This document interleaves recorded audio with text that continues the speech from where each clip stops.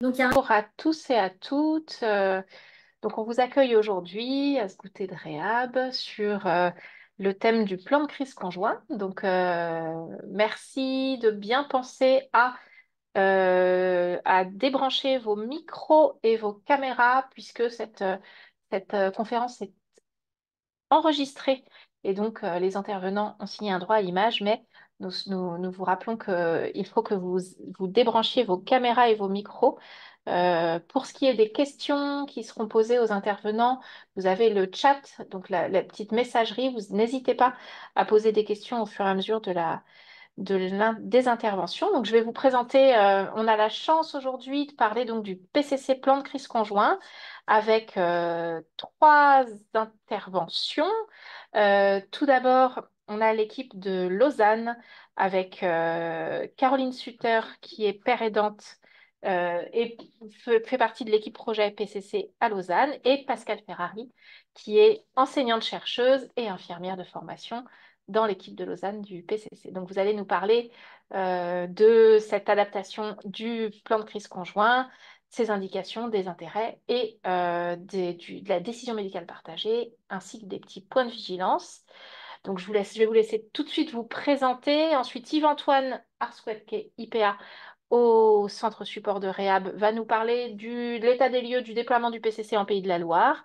Et enfin, l'équipe de Saint-Nazaire, de l'UNIR de Saint-Nazaire, donc Thomasine Guénec, qui est IPA, infirmière de pratique avancée, Gwenina Guillou, qui est infirmière au sein du dispositif, et Clémentine Nijour, qui est usagère, vont nous partager un retour d'expérience du PCC, de la mise en place du PCC à Saint-Nazaire. Merci vraiment beaucoup à toutes et tous de passer ce moment avec nous. Et je vais laisser d'abord la parole à l'équipe de Lausanne pour nous parler du PCC de manière générale. Je vous laisse vous présenter. Bonjour, moi je suis Pascal Ferrari, donc je suis infirmière de formation et comme l'a dit Marion, je suis en charge du déploiement du plan de crise conjoint en fait d'abord dans le canton de Vaud et ensuite dans la Suisse romande, donc de la partie francophone de la Suisse. Et puis j'ai une expérience clinique de l'outil depuis 2010 et puis j'ai conduit différentes recherches et projets d'implémentation en lien avec l'outil. Bonjour à toutes et à tous. Je m'appelle Caroline Souter et je suis donc père aidante. Et parmi mes activités, je travaille dans l'équipe de projet autour du plan de crise conjoint dont on va vous parler cet après-midi. Du coup, peut-être pour commencer, oui, on va vous partager la présentation.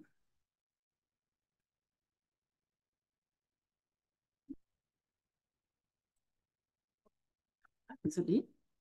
Est-ce que c'est tout bon en termes de... Vous voyez le support? Oui, c'est parfait. Merci beaucoup. Parfait.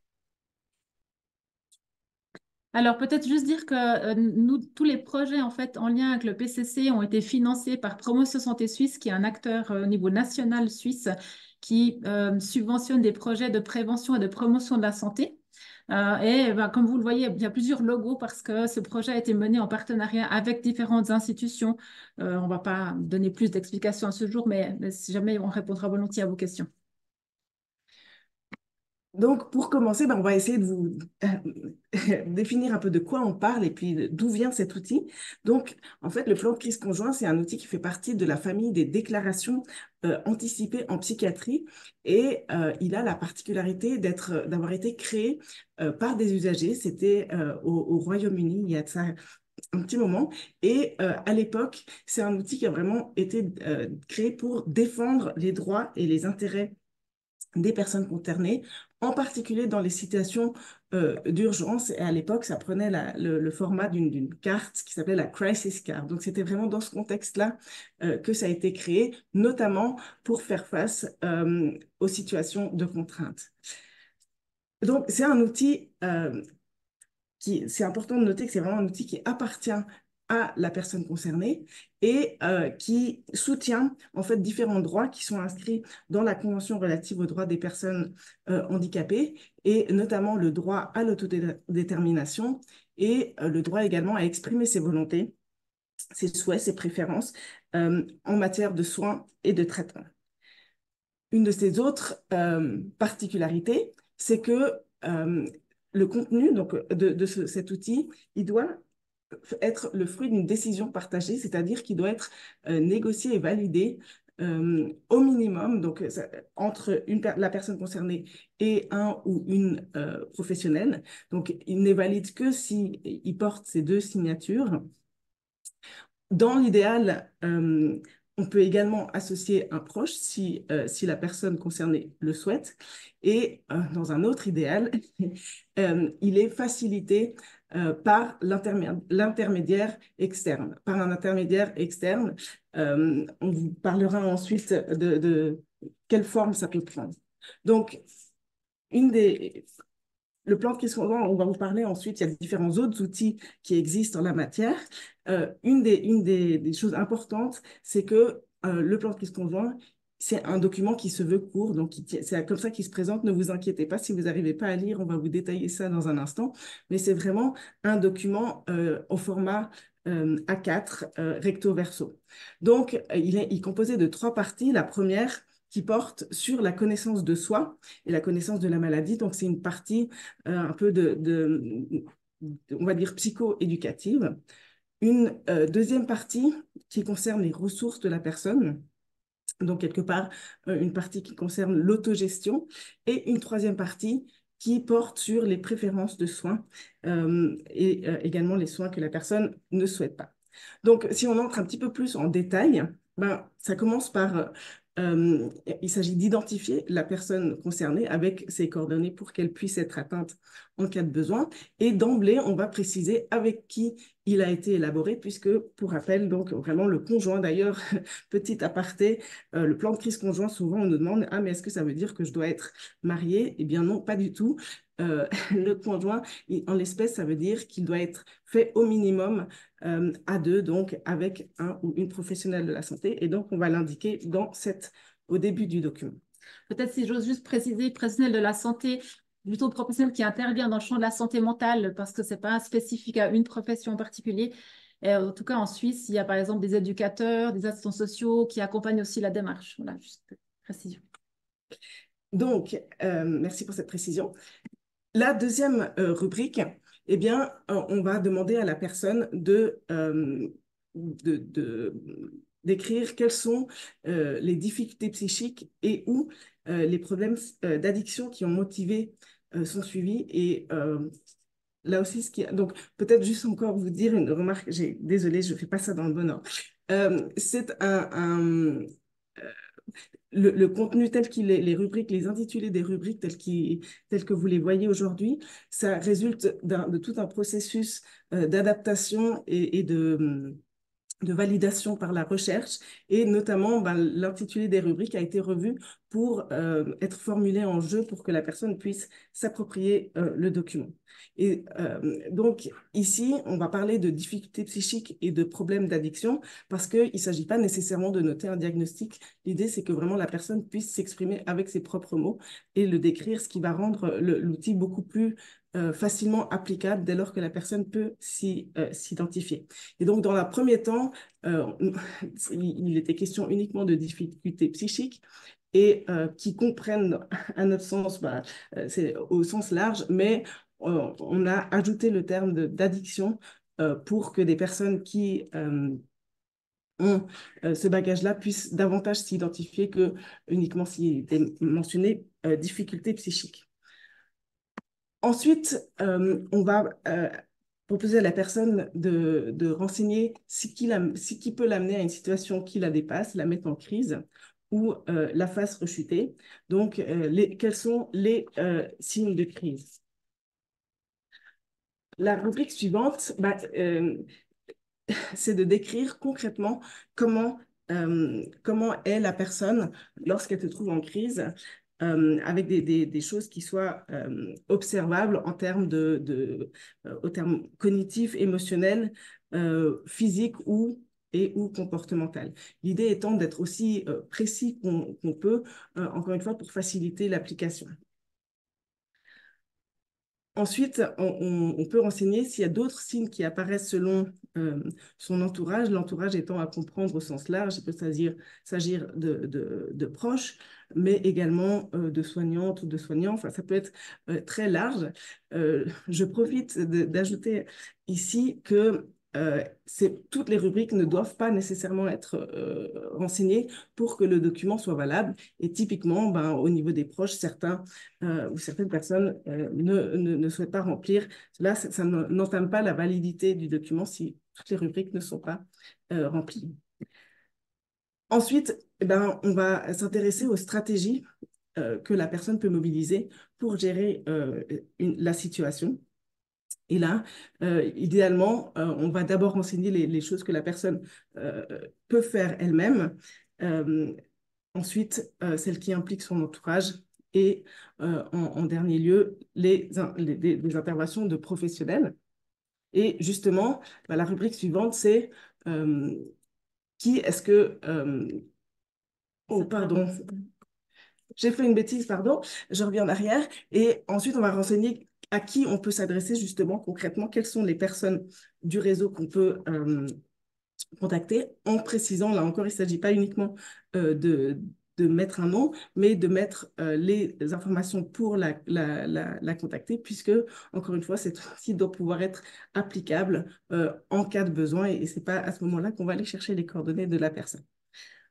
Enfin, on passe justement aux stratégies, aux mesures, aux soins que la personne souhaite, soit qu'elle souhaite recevoir, donc quels sont ses stratégies, ses soins de préférence, mais également les soins qu'elle souhaite éviter s'il y en a. Et enfin, s'il y a des soins ou des traitements qu'elle souhaite éviter, quelles seraient les alternatives qui auraient sa préférence? Et là encore, c'est important dès lors qu'on souhaite éviter des traitements ou des soins. Là encore, le traitement, c'est à comprendre au sens très large. Il ne s'agit pas uniquement de traitement médicamenteux, mais de pouvoir proposer des alternatives pour rendre, encore une fois, la chose applicable. Peut-être aussi de préciser quand quelqu'un souhaite éviter un soin ou un traitement ou une attitude particulière, c'est important dans l'accompagnement de proposer que la personne argumente ou dise ce que ça lui fait en fait, parce que ça sera plus facilement entendable et applicable en fait par les soignants si la personne en face se rend compte en fait des conséquences. Et enfin, on va proposer à la personne de dire qu'est-ce qu'on peut faire concrètement en termes de démarche. Est-ce qu'elle souhaite déléguer des choses pour préserver ses intérêts son quotidien? Il peut s'agir de choses très pratiques comme comment ça doit se passer pour la garde des enfants, par exemple, ou alors s'occuper d'un animal domestique ou du courrier ou d'arroser des plantes. Donc des choses vraiment très pratiques. Et puis, très important, le document se termine par deux choses. D'une part, à qui le document a été transmis, et là, c'est le rôle du professionnel aussi, d'avoir ça à l'esprit, de sensibiliser. Le document, il va être transmis, c'est le choix de la personne concernée à qui il va être transmis, mais c'est important d'accompagner la démarche de réflexion pour que la personne, pour que le document puisse être utilisé en situation de crise. On verra ensuite qu'il n'est pas utilisé uniquement en situation de crise, mais également en amont.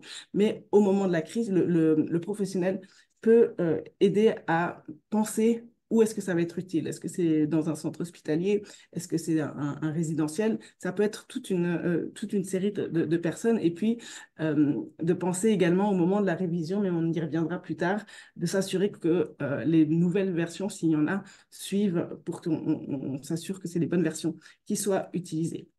Et puis ensuite, justement, j'y viens, il s'agit de dater le document puisque le document va évoluer avec la trajectoire de l'usager.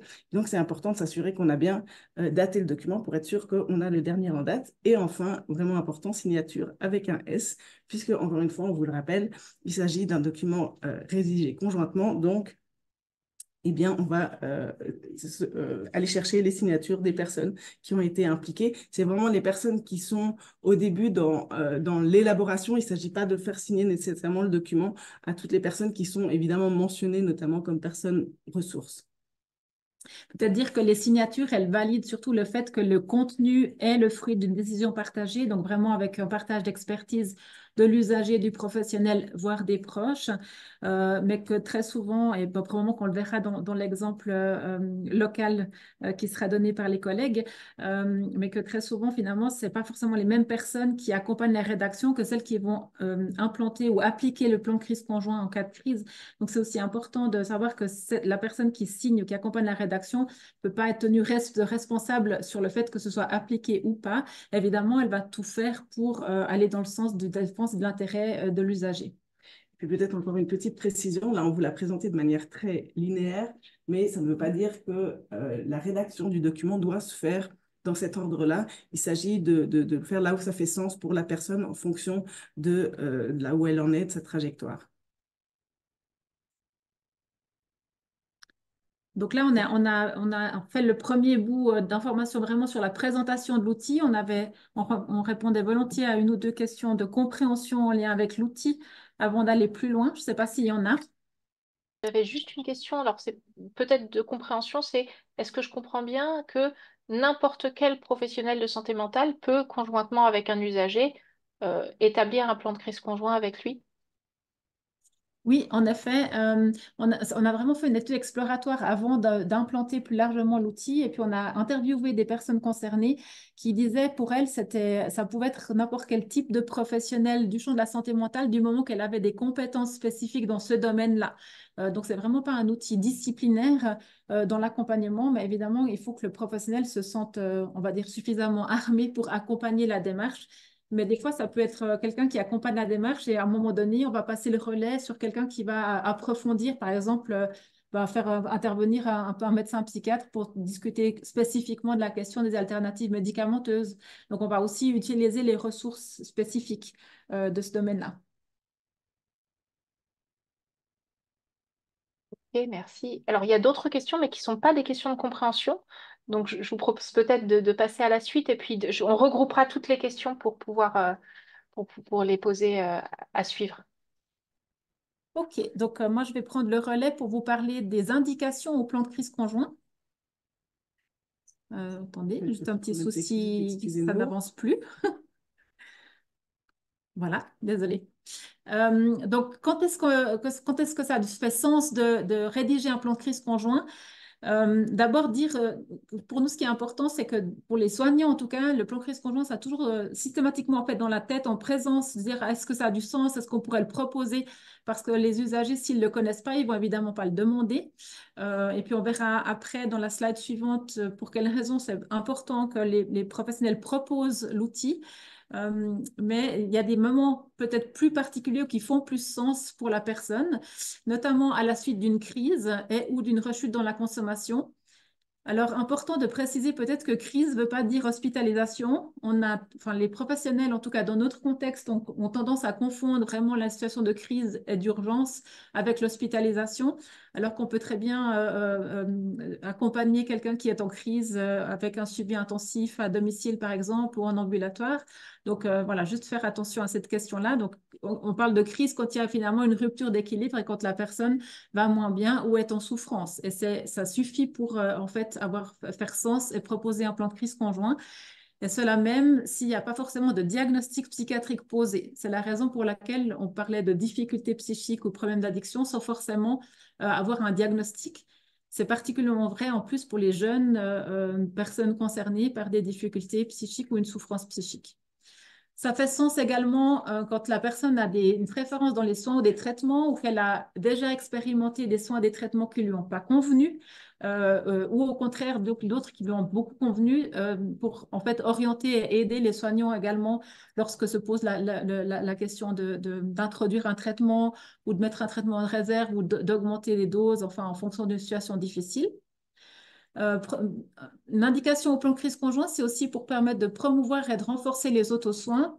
Donc, quand Caroline vous a présenté l'outil, il y a toute la partie de l'autogestion. Hein. Qu'est-ce que je peux faire moi d'abord quand je ne vais pas bien? Comment est-ce que je peux après mobiliser mon entourage?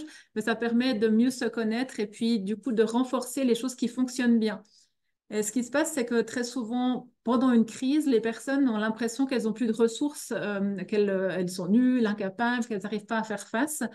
Alors que si on identifie en fait ces ressources en amont ou à distance d'une crise, ça va être aussi plus facile de les rendre conscientes et de les utiliser à bon escient quand il y a besoin.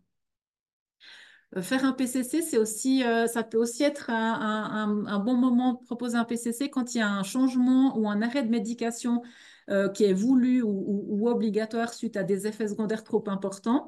Ça permet en fait de sécuriser cette période-là, de discuter en cas d'arrêt de médication, par exemple, c'est jusqu'où est-ce qu'on va, combien de temps on se donne avant d'intervenir ou de peut-être proposer une autre médication, mais aussi de trouver des solutions alternatives, en fait, dans une situation comme ça. Donc, ça permet d'accompagner cette décision ou ce choix de l'usager de façon sécurisée.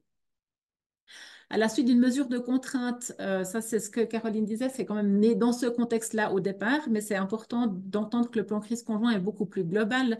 Il n'y a pas besoin d'avoir vécu une mesure de contrainte finalement pour rédiger un plan crise conjoint ou d'un épisode d'agressivité. C'est vrai que l'idée, c'est de pouvoir profiter, entre guillemets, d'apprendre quelque chose de ces épisodes qui ont été difficiles pour éviter de les répéter et que ça se passe différemment.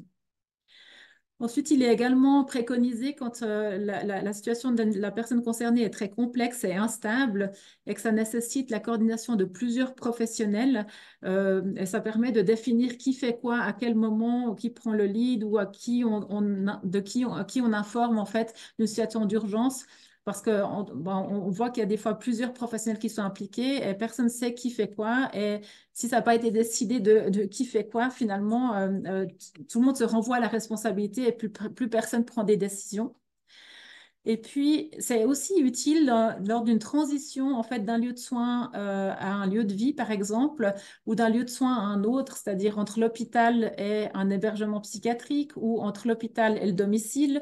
Mais également d'une transition entre un thérapeute et un autre. Pourquoi? Parce que, bah, comme l'a dit Caroline avant, en fait, étant donné que les informations sont très, très individualisées, très individuelles, ça permet vraiment une connaissance très approfondie et fine de la personne concernée, bien plus qu'un simple diagnostic et une ordonnance médicamenteuse, par exemple.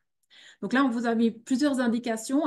En fait, avec l'expérience de l'implantation, on en a de temps en temps des nouvelles qui arrivent. C'était le cas de la question du changement et de l'arrêt de la médication. C'est vraiment des médecins psychiatres qui ont proposé ça, mais aussi un proche qui a proposé à son proche malade de faire cette démarche-là dans ce moment-là, parce que le proche était inquiet, en fait, sachant que l'expérience passée de changement de médication avait été très difficile à gérer. Donc, ce n'est pas exhaustif.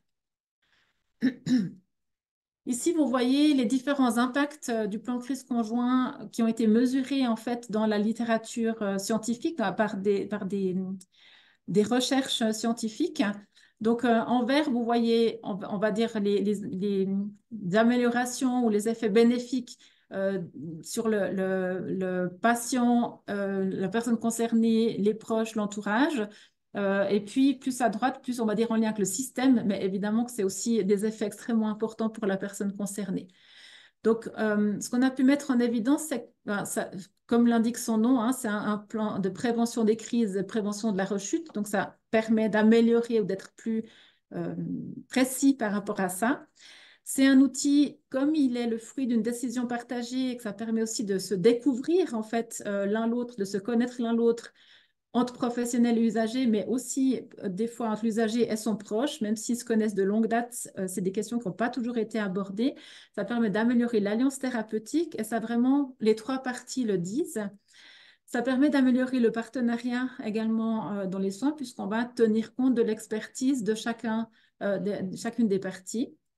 Ça permet d'augmenter l'autogestion des troubles quand la personne se connaît mieux, arrive mieux à identifier en amont d'une crise ou savoir quoi faire dès les premiers signes de crise pour diminuer la souffrance ou une évolution, une péjoration négative éventuelle.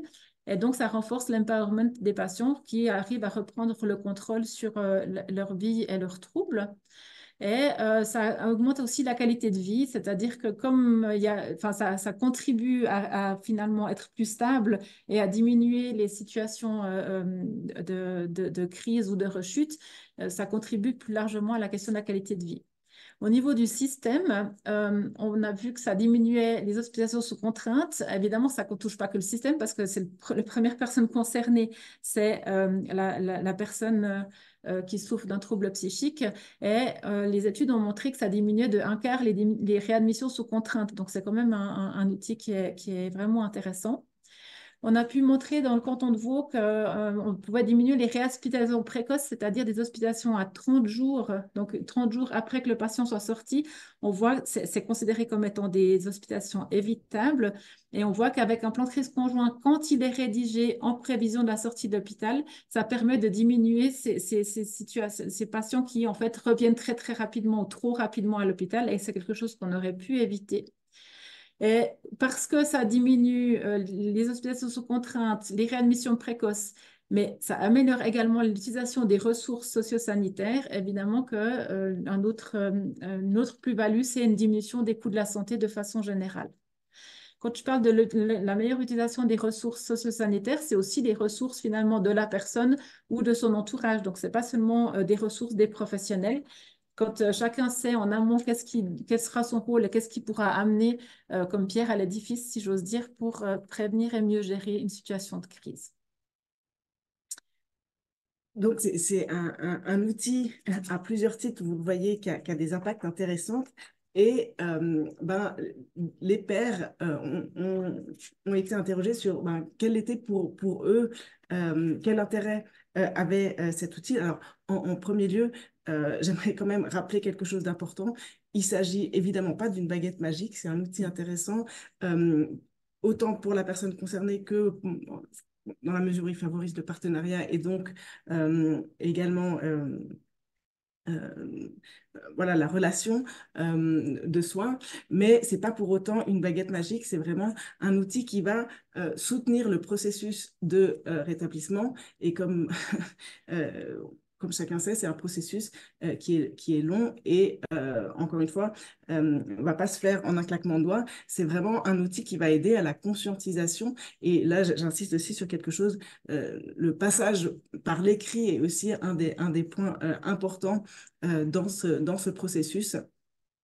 Avec ce document qui va être à la fois ben, un rappel pour soi en tant que personne concernée et aussi comme un tiers dans la relation avec ben, le soignant ou la soignante ou également les proches. À propos de la forme écrite, j'aimerais juste faire un petit point.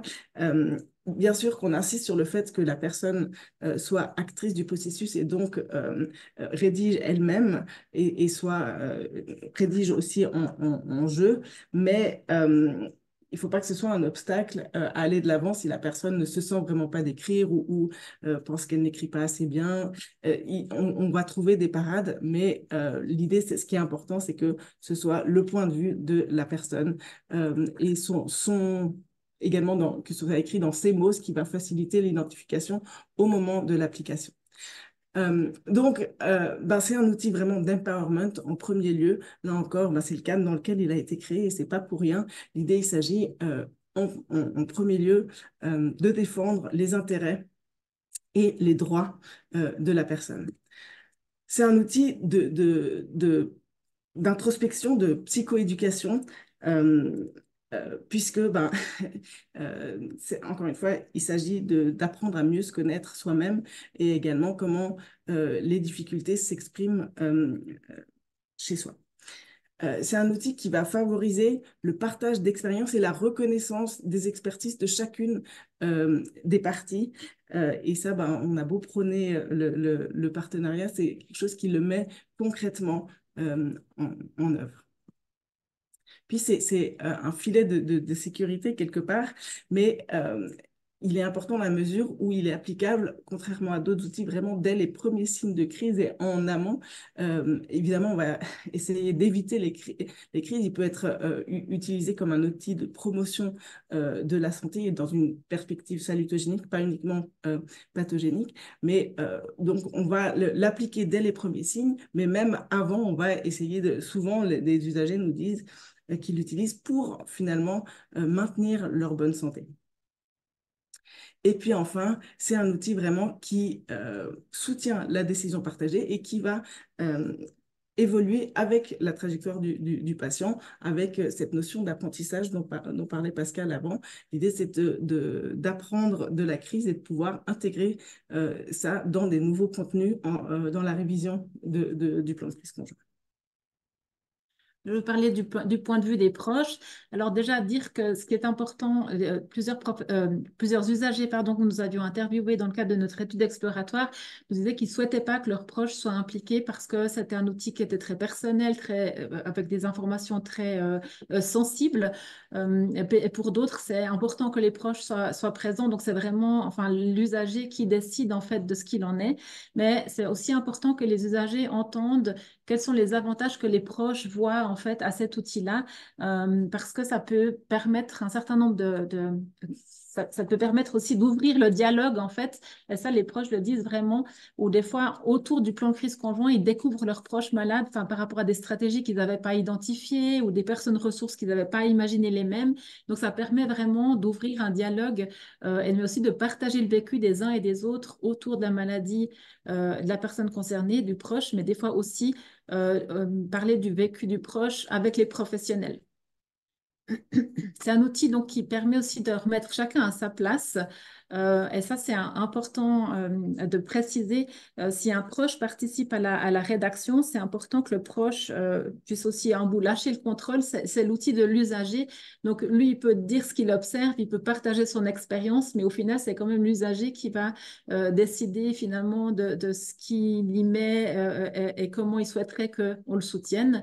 Et ça, c'est important parce que on a vu que des proches, par exemple, se formaient au e-learning qui est accessible gratuitement sur le site Internet et qui rédigeaient le PCC de leurs proches malades, en fait, sans même les consulter.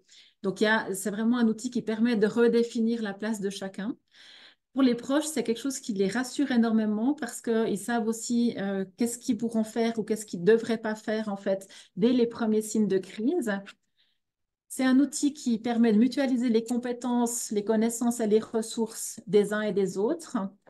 Et puis surtout, les proches ont mis en évidence que c'était très important pour eux parce que ça validait en fait le fait qu'ils interviennent à un moment donné s'il y avait besoin, selon le souhait du malade, ou ce qu'ils disaient qui était très difficile pour eux, c'est des fois d'avoir ce sentiment de trahison si en cas d'urgence, ils appelaient la police. Alors je sais que ce n'est pas tout à fait les mêmes dispositifs en France, mais si c'est eux qui faisaient appel dans une situation d'urgence, ils avaient un peu un sentiment de trahison et parfois ça amenait des conflits importants avec leurs proches malades. Avec le PCC, ça permettait de diminuer ça puisque c'était discuté en avance. Et puis, ça permet une reprise de contact après une crise aussi plus facile quand justement cette question a été clarifiée en amont. Donc là, on a terminé notre partie sur la question des avantages du plan de crise conjoint et des indications. Je ne sais pas s'il y a quelques questions de compréhension avant qu'on continue. J'ai pas forcément relevé de questions de compréhension jusque-là. Il y a des questions, mais qui seront abordées ensuite. On est content, ça veut dire que c'est limpide. Limpide. OK. Alors, nous, dans notre contexte suisse, on a décidé en fait de formaliser un petit peu les étapes de la démarche d'accompagnement du plan de crise conjoint pour sa rédaction, mais aussi pour son application à sa révision. Pourquoi? Vous l'avez entendu au départ, initialement, c'est un outil qui est né à l'initiative des usagers et qui, idéalement, devrait être accompagné avec un médiateur qui facilite en fait la libération de la parole et la défense de la parole de l'usager face à des professionnels, puisqu'on sait que la relation peut être asymétrique. Fort heureusement, les choses évoluent dans le bon sens, mais enfin, ça reste toujours difficile. Dans ce sens-là, il y a d'autres outils dont on va parler tout à l'heure, notamment les DAIP en France, qui ont fait appel aux médiateurs santé pairs ou à des pairs pour accompagner la démarche. Mais dans notre contexte, en fait, il y a très peu de pairs qui sont formés et très peu qui sont engagés, surtout comme professionnels sur le terrain. Et on trouvait dommage que des personnes qui souffrent de troubles psychiques ne puissent pas bénéficier en fait, du plan de crise conjoint s'il n'y avait pas un médiateur, on va dire plus spécifiquement formé à ça, qui pouvait les accompagner. Donc, on a plutôt travaillé sur comment faire pour essayer de limiter l'influence des professionnels en fait sur le processus de rédaction notamment. Et c'est pour ça qu'on a formalisé un petit peu les choses avec, en collaboration avec une association d'aide de défense des droits et des intérêts des patients en Suisse. Donc, l'idée, c'est de plutôt, première étape, ben, que le professionnel puisse informer sur ce que c'est que le plan crise conjoint, qu'est-ce que ça amène comme plus-value, mais aussi les limites, hein, parce que comme l'a dit Caroline, ce n'est pas une baguette magique, que la personne concernée puisse comprendre l'intérêt, comprendre aussi les rubriques, qu'est-ce qui est attendu à quel endroit, et qu'elle puisse aussi y réfléchir avant de se lancer dans la rédaction, puisque c'est une démarche volontaire, on y reviendra. Ensuite, ce qu'on préconise, c'est qu'effectivement, ce soit la personne concernée qui rédige en premier lieu tout ce qu'elle peut déjà remplir d'elle-même, vraiment pour éviter que le professionnel influence certains contenus. Comme l'a dit Caroline, il ne faut pas que ce soit un obstacle si la personne concernée ne souhaite pas rédiger elle-même. À ce propos, c'est beaucoup plus intéressant quand la personne le rédige vraiment à la main plutôt que de le faire à l'ordinateur, parce que de nouveau, en situation d'application, en situation de crise, elle va se reconnaître plus facilement dans les termes qui ont été utilisés et s'il reconnaît aussi son écriture plutôt que si c'est en fait quelque chose de dactylographié. Et après que la personne ait pu seule rédiger ou mettre le plus d'informations possible, il y a un temps d'échange avec le professionnel qui va poser des questions, explorer, aider la personne à éventuellement compléter le document. Mais le professionnel, l'expertise du professionnel va aussi entrer en ligne de compte, c'est-à-dire que le professionnel pourra dire, ah, ben, dans des situations comme ça, il y a tel traitement qui existe, mais pourra aussi dire, ah, ben, vous souhaitez, par exemple, quelque chose qu'on entend souvent, si je suis hospitalisée, j'aimerais un lit seul. On a des hôpitaux où il n'y a pas forcément des chambres individuelles, donc c'est important aussi que la personne concernée sache ce qui est faisable ou pas. Donc, toute cette période comme ça d'aller-retour, enfin de discussion, c'est vraiment là autour après que se décide qu'est-ce qui va rester dans ce plan crise conjoint, qui est le fruit de cette fameuse décision partagée. Et l'étape de la validation va être terminée quand finalement le document est daté et signé par l'usager et le professionnel au minimum, donc qui ont accompagné la rédaction. Après, ben, c'est évidemment l'outil de la personne. Donc, la personne va garder l'original et puis on va faire des copies et le transmettre à qui de droit en fonction de ce qui a été discuté avec la personne. L'idée ensuite, bien sûr, c'est qu'il puisse être consulté et appliqué dès les premiers signes de crise. Et là, j'insiste parce que nous, on le voit encore et c'est un changement de paradigme, je pense, important sur le terrain. Dans notre contexte, les professionnels ont tendance à sortir le plan crise conjoint beaucoup trop tard, en fait. Donc, on insiste pour que ce soit quelque chose qui soit utilisé dès les premiers signes de crise pour éviter finalement une escalade possible. Mais le plan crise conjoint peut être consulté par la personne concernée, les proches, les professionnels, les trois en même temps, l'un ou l'autre, et rappeler en fait qu'il existe. Et important, dernière étape, qui est l'étape de la révision. On préconise au moins tous les 6 mois pour que ce soit en phase avec l'évolution de la personne. Mais bien sûr, s'il y a une crise entre deux, de nouveau, l'idée, c'est d'apprendre de cette crise-là pour pouvoir ajuster l'outil. Alors, la décision partagée, elle est au centre de la démarche du plan de crise conjoint. Pardon. Ok, excusez-moi, un petit souci d'organisation. La décision partagée, elle est au centre de la démarche du plan de crise conjoint. Ça nous paraissait important de repréciser juste qu'est-ce qu'on entend par décision partagée.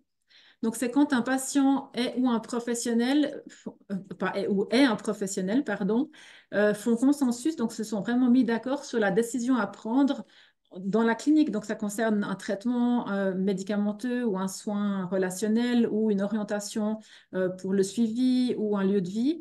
Lorsqu'il existe plusieurs options équivalentes avec des conséquences possibles qui sont différentes et qui n'ont pas toujours la même évolution. Et il y a plusieurs étapes en fait dans ce processus de décision partagée et ça implique aussi un accompagnement, une posture du professionnel pour accompagner cette démarche-là. Alors, dans l'idéal, enfin, dans les faits, en psychiatrie, en santé mentale, il est parfois nécessaire en fait de préparer le patient en amont de la décision partagée parce qu'on a des patients qui partent du principe que c'est les professionnels qui décident et qui savent, donc ils ne voient pas pourquoi ils diraient quelque chose. Il y a ceux qui n'ont jamais pu décider ou n'ont jamais été entendus, donc ils pensent que ça ne sert à rien. Et ceux qui ils n'ont pas forcément la facilité finalement à défendre leurs intérêts. Donc des fois, c'est quelque chose qui doit être travaillé en amont pour vraiment leur redonner place à leur parole. Ensuite, il y a un échange d'informations entre le patient et le professionnel autour de la décision qui doit être prise, la problématique qui fait qu'on doit prendre une décision. Et là, l'important, c'est de présenter les différentes options thérapeutiques qui existent et de discuter des avantages et des désavantages de chacune de ces options. Ça veut dire aussi des avantages et des désavantages de si on n'en prend pas une, ça peut avoir des conséquences. À partir de là, on va discuter des préférences avec le patient et puis se mettre d'accord sur la décision qui doit être appliquée. Et ce qui est important également, c'est de ne pas oublier d'évaluer le choix qui a été opéré, donc se donner un certain temps suffisant en fonction du choix que ça implique pour être sûr que c'est le bon choix, ça fonctionne ou alors ça ne fonctionne pas et on doit réajuster. Vous voyez que sur cette slide, il y a des termes qui sont en gras et d'autres qui sont en caractères normaux. On voulait juste insister, quand on parle de décision partagée aux professionnels, très souvent, en fait, ils ne retiennent que les trois ingrédients qui ne sont pas en gras dans le texte, c'est-à-dire on échange des informations. Et très souvent, c'est le professionnel qui donne des informations aux patients, donc c'est un peu unilatéral. Il y a une discussion de ses préférences autour de cette option, mais des fois, il n'y a pas de choix possible. Et puis finalement, on prend une décision.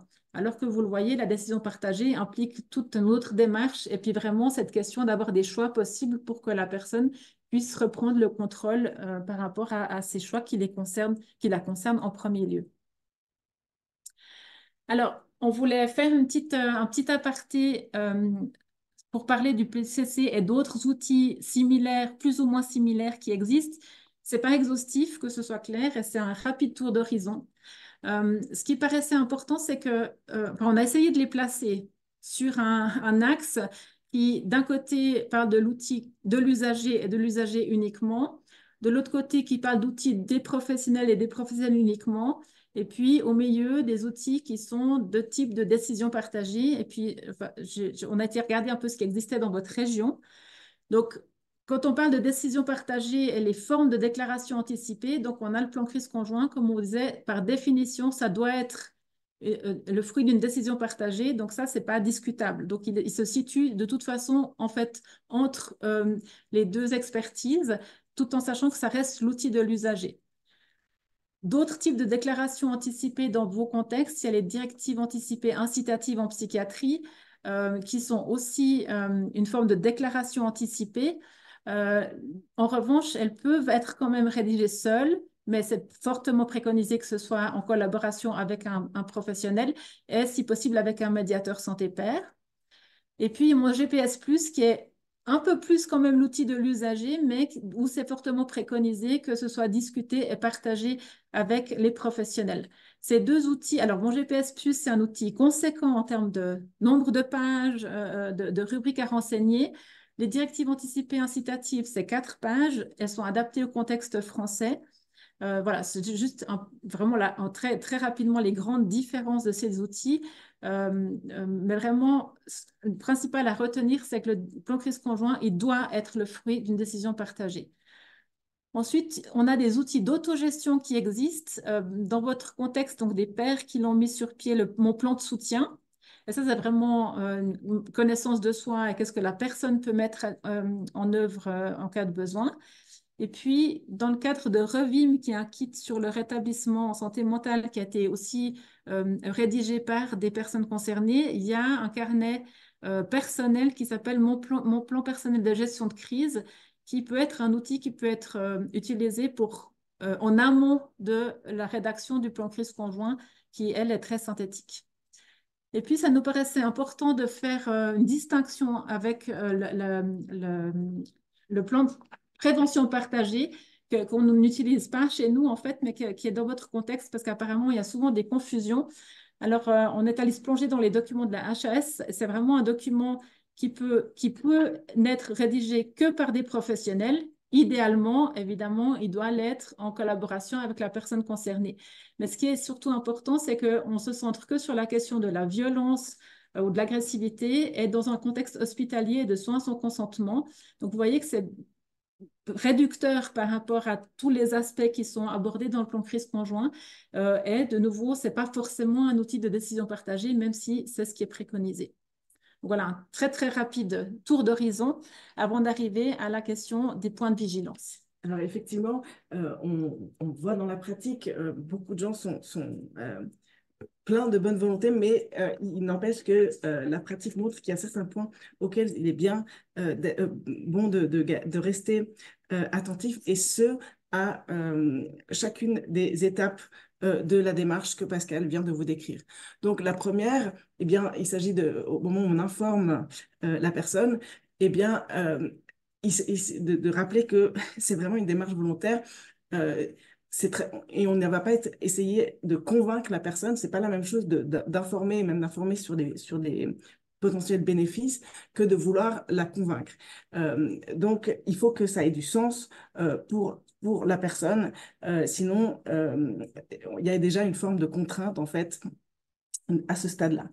Ensuite, au moment de la rédaction, bien, donc, comme disait Pascal, dans l'idéal, c'est bien de pouvoir laisser un espace à la personne pour qu'elle puisse le rédiger seule dans un premier temps, sachant que ça va avancer à son rythme et le rythme de chacun va être vraiment très différent d'une à l'autre. C'est vrai que c'est un processus qui peut parfois prendre beaucoup de temps, et c'est pas en soi un problème.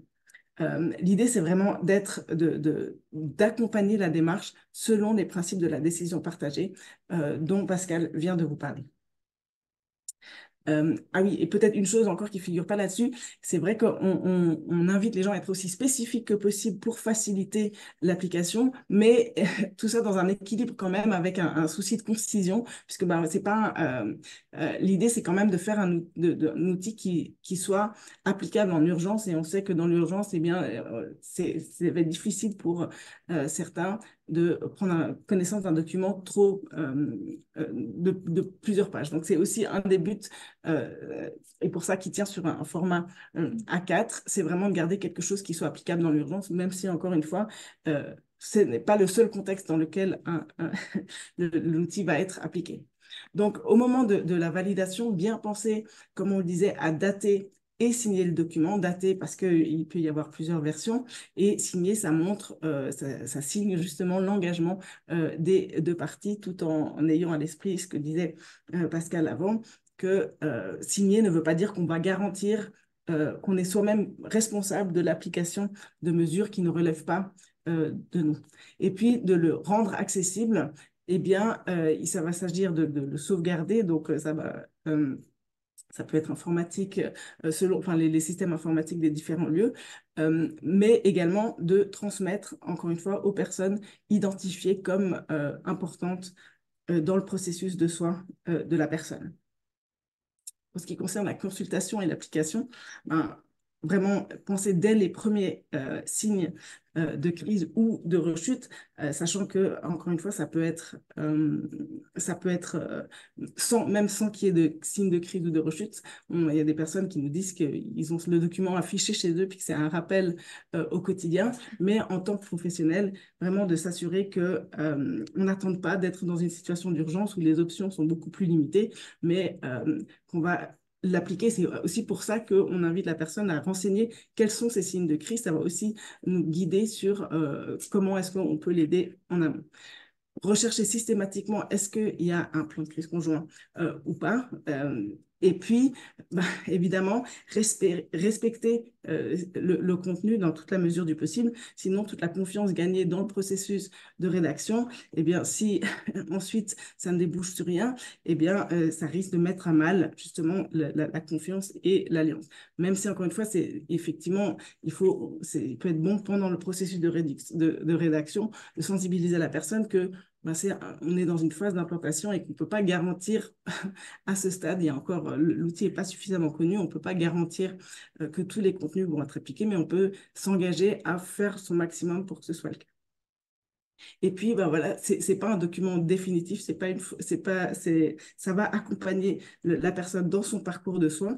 Et à ce titre, on recommande s'il n'y a pas eu de crise, au minimum de réviser le document tous les 6 mois. Et puis, par contre, bah, si dans l'intervalle, il y a eu un épisode de crise, eh bien, de pouvoir adapter les contenus pour voir ce qui a fonctionné ou au contraire, ce qui peut-être n'a pas fonctionné, qu'il faudrait adapter, sachant que ça peut être aussi l'occasion, si dans les 6 mois, il n'y a pas eu de nécessité de l'appliquer, ben, ça permet aussi de monitorer justement ça et de relever ben, les bonnes, enfin, le fait de valider que ben, la personne a pu mobiliser ses ressources pour maintenir sa santé.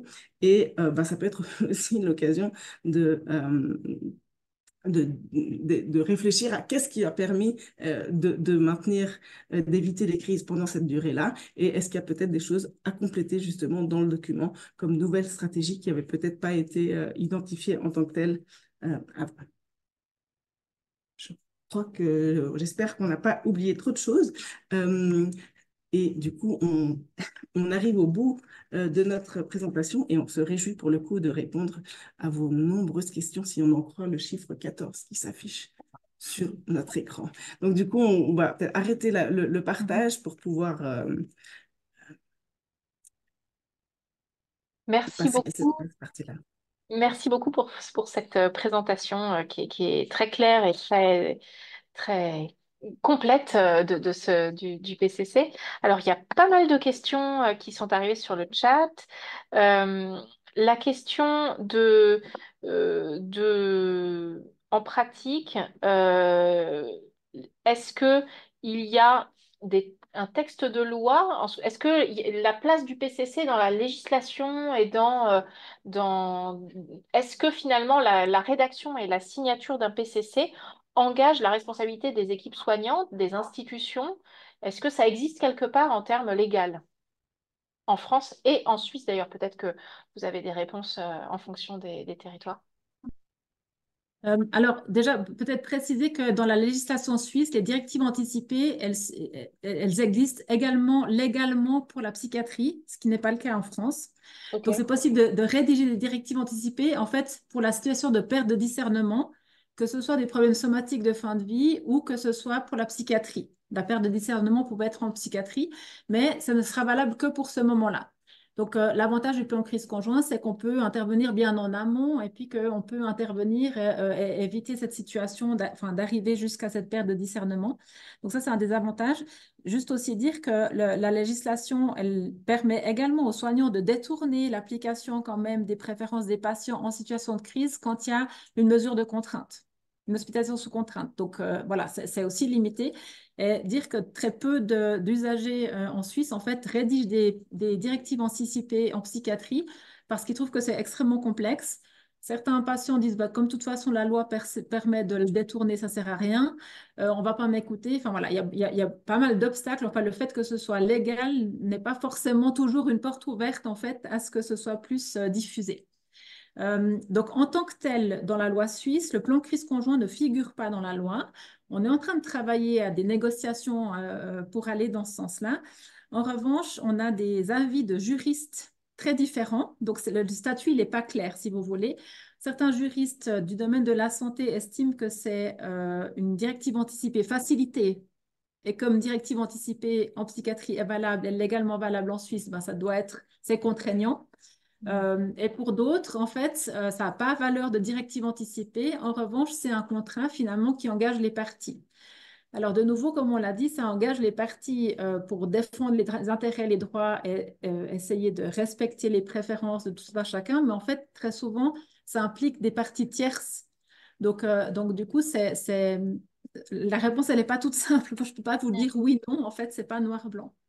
D'accord. Dans le contexte français, ben, comme les directives anticipées en psychiatrie ne sont pas inscrites dans la loi pour l'instant, je trouve qu'il y a des démarches vraiment dans ce sens-là. Ben, en tant que tel, le plan crise conjoint ne l'est pas. Voilà, je ne peux pas m'avancer plus que ça par rapport à la situation française. Probablement que les collègues qui vont intervenir après pourront aussi préciser un peu plus. Donc, ça reste pas clair, disons, le statut légal, mais on a aussi des usagers qui, en fait, sont plutôt rassurés de ça, et on a des usagers qui refusent de faire des directives anticipées légales parce qu'ils préfèrent ne pas mêler les différents niveaux. Mhm. D'accord. Nous, on sort en fait de cette dialectique-là, responsabilité par responsabilité, c'est-à-dire que comme c'est une décision partagée, on est dans la question des responsabilités solidaires plutôt que solitaires et que tout le monde a y gagné.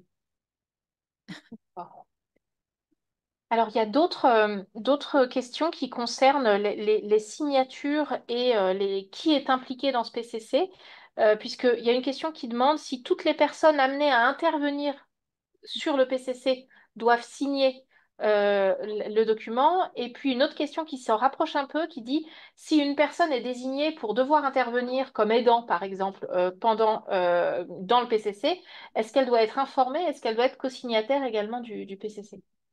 Alors, merci pour cette question.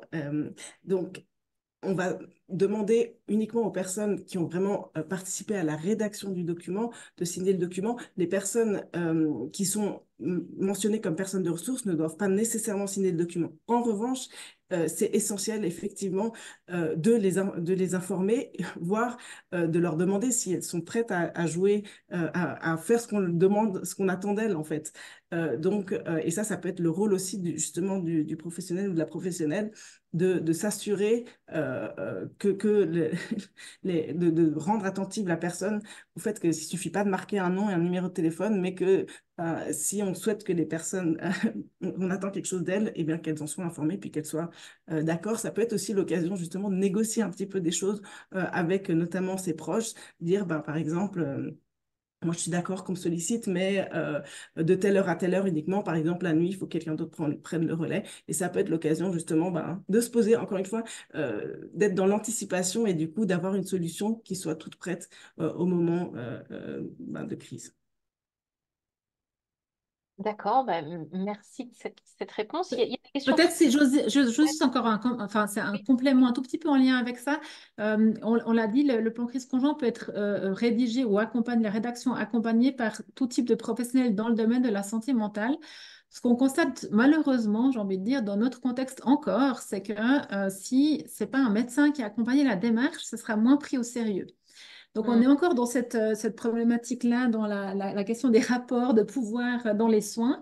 Donc, en tout cas, nous, on préconise, même si le plus souvent, ce ne sont pas des médecins qui accompagnent la rédaction parce que ben, ça prend du temps et c'est souvent les autres professionnels qui, en fait, ont passé plus de temps avec les personnes concernées et les connaissent beaucoup mieux, de, si possible, quand même, d'inclure le médecin à un moment de la décision et puis de le faire signer. Mais ce n'est pas une obligation. Hmm.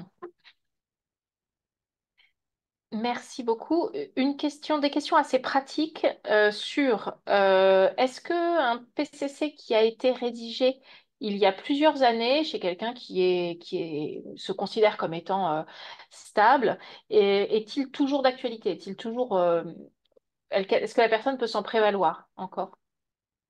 Ou il faut vraiment qu'il y ait une- voilà, une révision régulière tous les 6 mois? Moi, j'ai envie de dire, c'est le bon sens qui va primer. C'est-à-dire que si, enfin, s'il n'y a pas d'autres documents, c'est que celui-ci, a priori, qui prévaut. Mais de nouveau, dans une situation où il y a besoin, où il y a des premiers signes avant-coureurs d'une crise, où il y a besoin d'appliquer, ben, on va se poser la question, est-ce qu'on est dans la situation qui était décrite dans le plan de crise? Et puis, Hmm. potentiellement, si c'était il y a longtemps, c'est plus le cas du tout. Donc, c'est Hmm. aussi pour ça qu'on préconise de le réviser assez régulièrement pour être sûr que ce soit vraiment en phase. Et puis, ben, si quelqu'un qui était très stable pendant des années se pose la question même du sens d'en avoir encore un, enfin, je pense qu'il ne faisait vraiment pas PCC pour faire un PCC, ça n'a pas de sens. Et du Hmm. reste, c'est vrai que euh, il faut, là aussi, si la situation est très à distance, il ne faut pas faire nécessairement un plan, cet outil. Il faut que vraiment que ça ait du sens au moment de la rédaction. Et puis aussi, peut-être ce qu'on n'a pas précisé, c'est que pour autant que la personne soit capable de discernement, même si la personne affirme au moment de l'application quelque chose qui n'est pas dedans, c'est sa parole sur le moment qui prévaut. C'est pas parce qu'elle a écrit quelque chose, si elle a sa capacité de discernement, eh bien, on va appliquer ce que la personne demande dans la situation. Alors, des questions pratiques sur le document. Qui garde le document? Où est-ce qu'on le met? Une question sur bah, est-ce que ce document, il peut pas être dans mon espace santé? C'est le dossier partagé, en espèce de carnet de santé généralisé là, qui se met en place en France. Ou bien est-ce qu'il faut que ce soit dans le dossier informatisé des établissements de santé? En gros, où est la place de ce document-là? Une question qui est revenue à plusieurs reprises. Et qui est fort pertinente. Alors, Le premier, je pense vraiment de nouveau, l'original, c'est le patient qui l'a et chaque patient décide, comme disait Caroline, ben, certains l'ont sur leur frigo, donc ils le voient tous les jours. Pour d'autres, c'est tellement personnel qu'il ne faudrait pas que les autres le voient ou ils ne l'ont pas dans leur porte-monnaie au cas où parce que c'est très sensible hein, comme données quand même. Donc voilà, l'original, c'est le patient qui l'a et c'est lui qui décide où, comment il le retrouve, à quel endroit. Ensuite, c'est vrai que ce qui est important, c'est que l'institution ou les institutions dans lesquelles le patient est suivi, que le plan crise conjoint fasse partie du dossier en fait de ce patient-là, parce que on saura où le trouver. Mais ce qu'on préconise, et ça c'est vraiment dans les phases d'implantation, et je pense que les collègues pourront en parler tout à l'heure avec un exemple, c'est que comme chaque dossier de soins informatisé ou même on a des lieux de soins qui ne le sont pas encore chez nous quand même, hein, est différent. Vraiment, il doit y avoir une procédure interne pour que chaque professionnel sache, donc chaque institution, où aller le chercher, où le stocker, etc. Vraiment, l'essentiel, c'est que ce soit accessible. Après, Mm. l'idéal, bah, la carte que vous mentionniez, c'est encore mieux parce que finalement, ça va suivre la personne concernée, puis ça peut être accessible en tout temps. Et ça, c'est vraiment un enjeu majeur. C'est que s'il y a un plan de crise qui est fait, mais qu'on ne sait pas où il est quand on en a besoin, c'est vraiment problématique. Donc, dans notre contexte, on a le dossier électronique patient qui est censé être ce dossier partagé, mais le dossier du patient dans lequel il va choisir les documents qu'il met dedans, qui se développe. Enfin, la loi oblige en fait à le faire, mais on en est très loin. Il y a plein de soucis d'identifiants, de sécurité. Donc, et vraiment, les patients qui souffrent de troubles psychiques sont très réticents à cette forme-là parce que ben, ils n'aimeraient pas, par exemple, que d'office, les soignants en somatique aient accès à leurs documents psychiatriques parce qu'ils ne vont pas être soignés la même chose s'ils ont un problème physique. Ça, c'est dans Mm. notre contexte, je ne peux pas m'engager pour le vôtre. Mm. Nous, on a développé une plateforme web qui permet en fait de stocker le PCC, de faire la démarche en ligne et d'y accéder. Mais pour l'instant, on n'a pas pu la diffuser largement pour toutes les questions qu'on discutait tout à l'heure, et notamment aussi de tests en fait dans la vraie vie, euh, Mm. su- Covid, suite au Covid, enfin voilà. Donc, on n'a pas la réponse magique non plus. Désolée. Non, non, mais c'est bien de voir qu'on n'est pas les seuls à pas avoir de réponse. Ça fait du bien un peu. Dernière question, parce qu'après on va être à l'heure de passer la main. C'est des questions qui sont centrées sur euh, si une personne en crise, en situation de crise, a un discours complètement différent de ce qu'elle a pu produire et dire sur son PCC, comment on fait, comment on peut travailler avec ça, en fait, c'est ce champ-là de questions. Hmm. Alors, c'est ce que j'essayais de dire un peu avant. Ce qui va devoir être appliqué, c'est ce que dit, pour autant que la personne soit capable de ce discernement, c'est ce que dit la personne sur le moment. Après, bah, donc, si ça diverge de ce qu'elle a écrit précédemment, eh bien, on va quand même, si la personne est capable de discernement, on va appliquer ce qu'elle dit. Après, ça peut être un outil en post-crise qui permet de revenir dessus et bah, de rappeler à la personne, bah, là, tu as voulu autre chose que ce que tu avais prévu à l'avance. Est-ce que c'est euh, est-ce qu'il faut adapter du coup le contenu ou bah, finalement est-ce que c'était dans ton intérêt de, de, de, de, enfin, est-ce que finalement ça correspondait vraiment à ta volonté de ne pas l'appliquer finalement et ça, c'est, je dirais, là où il y a un processus d'apprentissage derrière. Et pour parler de mon exemple, c'est vrai que parfois, ben, on va faire l'expérience plusieurs fois, se dire, ben voilà, j'avais décidé ça, sur le moment, j'ai voulu autre chose, mais finalement, ça m'a porté préjudice et que ben, petit à petit, on, Hmm. ben, on demande, on met en place, peut-être que demander, voilà, qu'est-ce qu'il faut pour, par exemple, je pense à quelqu'un qui disait une des premières mesures du PCC, c'est de me rappeler que j'en ai un. Parce qu'au moment où je vais moins bien, ben, soit j'oublie, soit justement je suis plus en accord avec ça, de me rappeler que c'est vraiment mon intérêt. C'est quelque part, si on veut, c'est le moi qui va bien qui parle au moi qui va moins bien. Mais c'est toujours moi qui parle en fait. Puis ça, c'est un processus, je crois, d'apprentissage à faire qui peut être justement mettre un petit peu de temps. Hmm.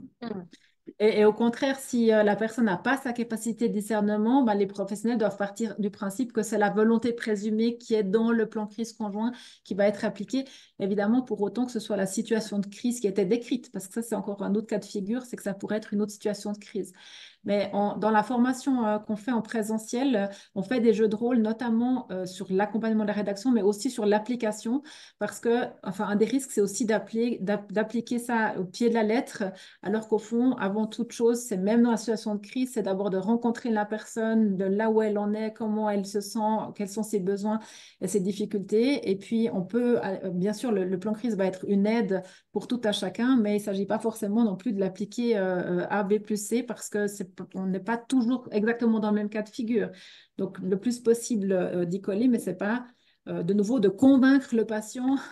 Dans ce moment-là, enfin, la première chose, je pense, c'est vraiment de rencontrer le patient même en situation de crise pour qu'on puisse être dans une négociation et une décision partagée là aussi. Ok, et une toute dernière question, il y a des questions sur la recherche. Quels sont les retours des usagers, des patients usagers? Est-ce qu'il y a eu des sujets de recherche clinique sur l'incidence du PCC? Alors, vous en avez un petit peu parlé des effets. Qu'est-ce qui en ressort en fait? Est-ce qu'il y a des grandes données de la recherche et est-ce qu'il y a des champs de recherche encore inexplorés là-dessus? Alors, les premières recherches, là où c'est le plus solide et validé, on va dire, elles ont été faites vraiment pour des populations de patients, de personnes qui souffrent de troubles psychotiques ou bipolaires. Pourquoi? Parce qu'initialement, enfin, c'est les patients qui sont le plus à risque de souffrir, de subir de la contrainte. Et je rappelle qu'initialement, c'est dans ce contexte-là que l'outil est né. Et c'est vrai que nous, on a pris l'option, dans notre contexte, de proposer le PCC à tout type de personnes qui souffrent de troubles psychiques sans se limiter à un diagnostic. Pourquoi? Parce que quand on a interrogé les personnes concernées, elles nous ont dit que pour elles, ce n'était pas seulement un outil de prévention de rechute ou d'éviter l'hospitalisation, dans la mesure du possible, c'était aussi un outil pour aller bien au quotidien. Donc, en fait, les usagers eux-mêmes avaient une vision beaucoup plus salutogénique, comme disait Caroline, en fait, de l'outil plutôt que de quelque chose à éviter. Et du coup, on s'est dit que c'était important que finalement toute personne concernée par des difficultés psychiques puisse en profiter. Et on a plutôt Yvonne Kenoum, qui est une de vos collègues en France, qui travaille aussi beaucoup là-dessus. On a plutôt tendance à démocratiser l'outil, comme elle le disait dans la journée nationale que vous avez eue sur les mesures d'anticipation en psychiatrie, parce que on sait que ça a tout un tas d'effets positifs. Alors, je ne vais peut-être pas renommer tous ceux qu'il y avait avant, mais les plus solides, c'est vraiment la diminution des réadmissions sous contrainte, mais c'est aussi ce qui a été le plus souvent mesuré. Donc, nous, on a ouvert ces mesures à justement aux diminutions des réadmissions précoces. On a exploré les points de vue, les avantages, les plus-values selon les professionnels, les patients, pertinence, utilité, facilité d'utilisation, etc. Donc, ça, on a testé aussi. Il y a tout un champ qui a développé sur la question des proches, du rôle des proches, je pense. Les collègues de France, toutes les équipes qui ont travaillé sur les DAIP, c'est l'outil le plus similaire, hein, même s'il est plus long, etc., ont mis vraiment en évidence des effets très positifs sur le rétablissement, sur la qualité de vie, tout en sachant que c'était accompagné la plupart du temps par un père. Et probablement que le père joue un rôle dans cette démarche pour avoir des résultats comme ça, mais c'est difficile de discriminer, en fait, est-ce que c'est l'outil, est-ce que c'est les pairs, les deux, probablement les deux. On a également été regarder les contenus des plans crise conjoints pour aussi montrer un des obstacles principaux des professionnels à appliquer les plans crise conjoints, c'est de se dire c'est que les patients, en fait, ils mettent des souhaits qui ne sont pas du tout en phase avec les recommandations de pratique, etc. Et ça ne se vérifie pas. Et on confirme, nous on l'a fait également dans notre contexte, ça ne se vérifie pas. Donc les professionnels pensent que les patients vont mettre n'importe quoi. Et c'est vraiment pas, voilà, ça se vérifie vraiment pas, ça c'est important. Peut-être juste encore un retour du côté des patientes Oui. qu'il faut, à mon avis, quand même souligner, c'est qu'il y a tout un tas d'impacts positifs, mais il y a quand même aussi le retour de patients qui dit, mais c'est un problème parce que c'est pas suffisamment contraignant et c'est pas suffisamment appliqué. Et ça, ça reste un obstacle quand même des gens qui ont fait l'effort parce que c'est pas du tout une démarche qui s'improvise. Ça demande c'est confrontant comme démarche, ça demande beaucoup d'introspection et faire tout cet effort pour finalement que potentiellement au moment où on en a besoin, eh bien, ils ne soient pas respectés, c'est quelque chose qui est mal vécu. Donc ça, c'est quand même aussi un retour que je tenais à mentionner parce que, ben, voilà, on en est à un moment où, malheureusement, ben, déjà, comme on disait, c'est pas un outil contraignant entièrement, enfin, je vais pas revenir sur ce que Pascal disait, mais bah, c'est sûr que c'est un retour qui nous vient des usagers dont il faut Mhm. impérativement tenir compte. À noter aussi qu'il y a des études en France, du côté de Saint-Étienne, sur l'impact du PCC sur les mesures d'isolement, Mhm. qui est en cours, enfin bientôt terminé. Et puis nous, on est allé également analyser finalement les ressources, les choses à appliquer dès les premiers signes de crise, en fait. Donc, toute la partie du plan de crise conjoint des autosoins pour voir ce qu'utilisaient les patients, ce qui était le plus souvent cité, ce qui semblait le marcher le mieux. Et là, on voit qu'il y a énormément de ressources, mais quand on a été regarder quels étaient le lien entre ces ressources et les diminutions des réadmissions sous contrainte ou des réhospitalisations simplement, c'était peu lié, si ce n'est le fait d'avoir nommé un professionnel de façon anticipée. Et ce qu'on se rend compte, c'est que probablement qu'en tant que professionnel, on doit développer aussi et accompagner mieux l'apprentissage de compétences spécifiques autour des troubles qui sont plus utiles, en fait, qui fonctionnent mieux vraiment pour renforcer ces ressources-là. Et là, il y a tout un travail à faire. Mais l'enjeu majeur, c'est vraiment les recherches dans l'implantation. Donc, c'est vrai que nous, on a beaucoup travaillé là-dessus, mais on est totalement en retard sur les publications, hein, que ce soit clair. Donc, voilà. Mais un enjeu, c'est vraiment de garder l'outil vivant et de suivre en fait qu'est-ce qui se passe sur la durée avec cet outil. Est-ce qu'il est appliqué, respecté, à quel moment accessible, etc. Ça reste un enjeu majeur au niveau international. Mhm. En parlant d'international, un petit salut à Luc Vigneault qui nous a fait un coucou de Québec où il nous dit qu'il collabore avec Marie-Hélène Goulet sur Oui, l'implantation du CCC au Québec et tout à fait. avec une recherche en cours. Voilà, donc Oui. un petit coucou à Luc pour clôturer cette première partie. Merci beaucoup à vous deux de cet éclairage. C'était vraiment chouette et ça donne très envie de développer et la recherche et l'implantation active dans nos territoires. J'ai mes collègues qui rigolent. Euh, voilà. Bref, bah, merci beaucoup. Donc, on va passer la parole à Yves-Antoine. Il faut juste que j'arrête mon son pour pas que ça fasse du Larsen. Merci beaucoup. Merci. Donc, moi, mon intervention, c'est de faire le lien entre votre intervention, Pascal et Caroline, avec l'intervention suivante et de présenter l'implantation du PCC dans la région Pays de la Loire, comment on en est arrivé aujourd'hui, lors des bouteilles de la Réhab, à parler du PCC. Donc, c'est quelque chose qui est coporté aussi avec l'équipe du CREPSI, le Centre Ressources Handicap Psychique, des Pays de la Loire.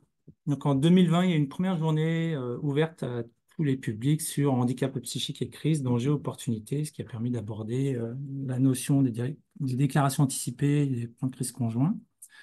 En novembre 2022, dans les missions du CREAB, vous accompagnez les centres de proximité de réhabilitation psychosociale des Pays de la Loire.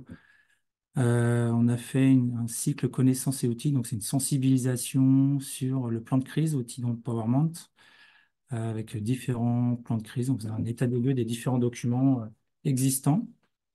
Ensuite, il y a un souci. Ah oui, c'est vrai. OK. Voilà. Merci Mallory. Ensuite, en novembre 2021, le CREPSI a proposé une journée sur handicap psychique et pouvoir d'agir, effets et enjeux des directives anticipées incitatives en psychiatrie. Voilà, il y a eu la présentation des directives anticipées incitatives en psychiatrie. En mars 2022, nous avons invité Caroline et Pascal à venir en Pays de la Loire pour former des équipes des centres de proximité au plan de crise conjoint.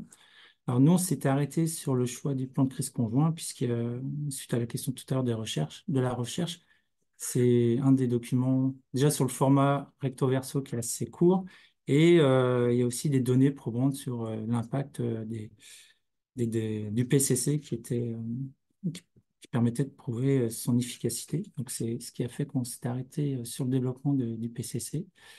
En parallèle, en novembre 2022, le CREPSI a organisé aussi une formation pour les directives anticipées à destination de pères aidants. Donc, il y avait eu 10 pères aidants de la région qui avaient été formés au DAP. Et dans le contexte actuel, en mai 2024, on prévoit de réinviter Caroline et Pascal pour former des professionnels des centres de proximité à être formateurs sur la formation PCC, sachant qu'il y a déjà des établissements de la région Pays de la Loire qui ont mis en place des formations à destination des professionnels de santé en interne, puisque l'idée, c'est de diffuser l'information sur le plan de crise conjoint et que lorsque les usagers font part de leur plan de crise conjoint, que les professionnels soient formés et savent comment utiliser le plan de crise conjoint. Euh, et c'est dans ce cadre-là que je vais passer le relais à mes collègues de Saint-Nazaire pour parler de comment ça se passe sur le terrain, comment ça a été éprouvé. Donc, je passe la parole à l'équipe de l'UNIR. Merci à vous. Eh bien, bonjour. Donc, je vais faire le petit partage Du coup, d'écran. je vous laisse peut-être vous présenter, Ok. vous présenter, voilà. Et puis nous parler un petit peu de votre retour d'expérience sur Saint-Nazaire. Ok. Alors, on va peut-être mettre au début plutôt. Ah non, c'est moi. Moi, je fais ça. Hop. Parfait. Moi, c'est Thomasine Guénec. Je suis infirmière en pratique avancée sur donc l'UNIR, l'unité intersectorielle de réhabilitation psychosociale du pôle de psychiatrie du centre hospitalier de Saint-Nazaire. Voilà, donc l'UNIR, ça regroupe des services d'intra-hospitalier de réhabilitation psychosociale, un hôpital de jour intersectoriel, une équipe mobile d'accompagnement et de soutien qui aide à désinstitutionnaliser des patients hospitalisés à long terme, en développant des partenariats vers le médico-social et le social. L'Astrolabe, donc le centre de proximité qui développe les soins de réhabilitation, et une équipe logement qui gère des appartements de réinsertion, le dispositif Silapsi, voilà.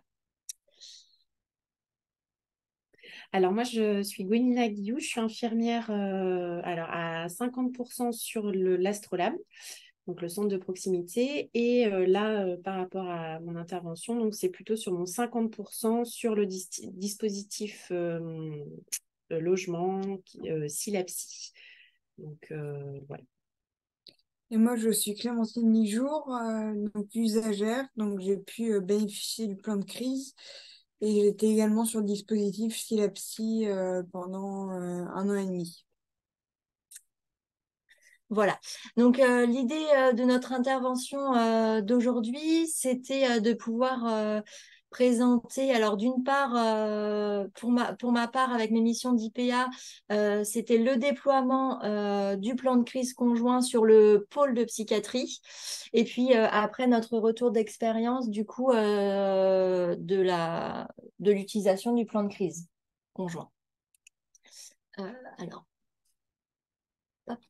Donc, au niveau du déploiement du plan de crise conjoint sur le centre hospitalier de Saint-Nazaire et plus précisément sur le pôle de psychiatrie, donc on a bénéficié en effet en 2022 de la formation au PCC avec le CREABS et l'équipe de Pascal Ferrari et Caroline Sutter avec le CREABS.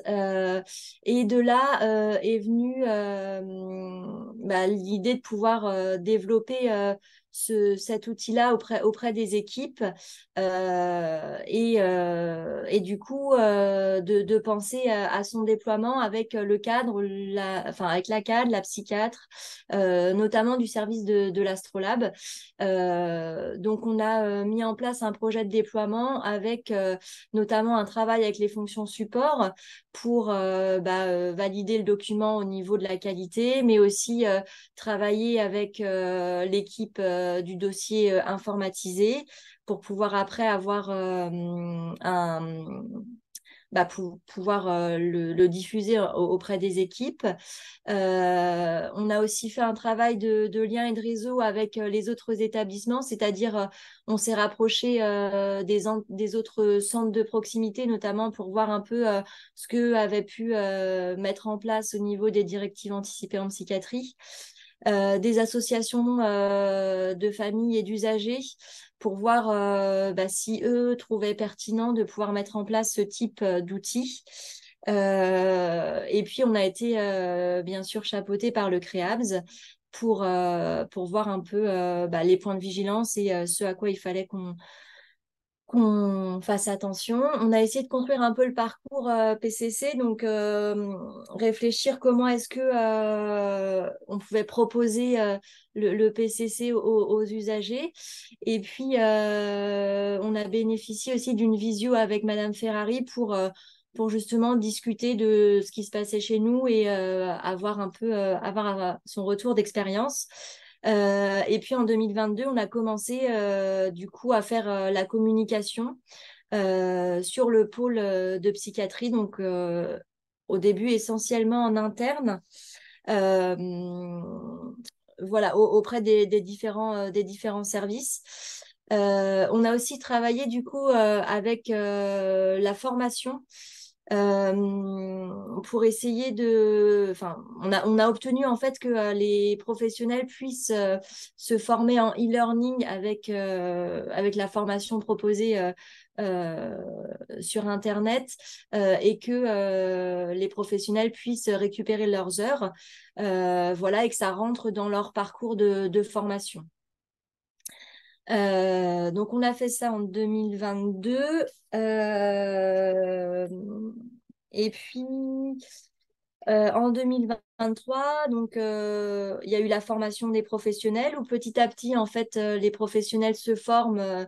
Voilà, quand ils se forment, du coup, ils envoient leur attestation à leur cadre ainsi qu'au service de formation et puis vers moi en fait pour que moi je puisse avoir aussi un suivi des professionnels qui se forment pour essayer ensuite de pouvoir avoir une vision des professionnels formés et puis après pouvoir évaluer un petit peu le nombre de PCC réalisés et aussi faire un accompagnement des équipes pour voir s'ils ont des besoins de formation, notamment avec des postures orientées rétablissement, voilà, s'assurer en fait que le PCC soit bien utilisé.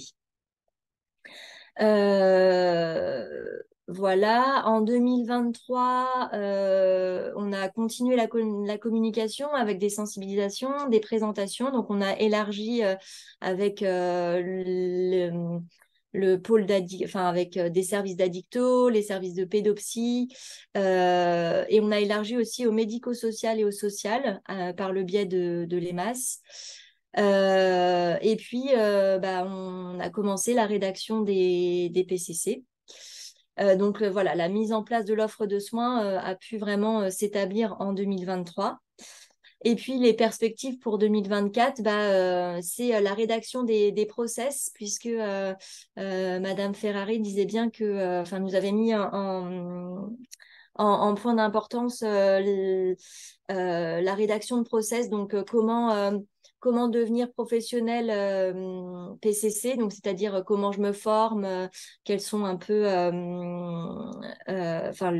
la checklist en fait, comment je me forme, comment je le propose, à qui, comment je le rédige et puis après comment je le transmets aux autres équipes et comment j'arrive à assurer le suivi.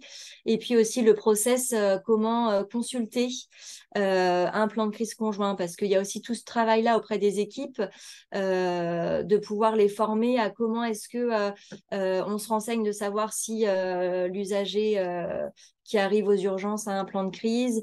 En CMP, c'est pareil, savoir si l'usager qu'on accompagne a un plan de crise.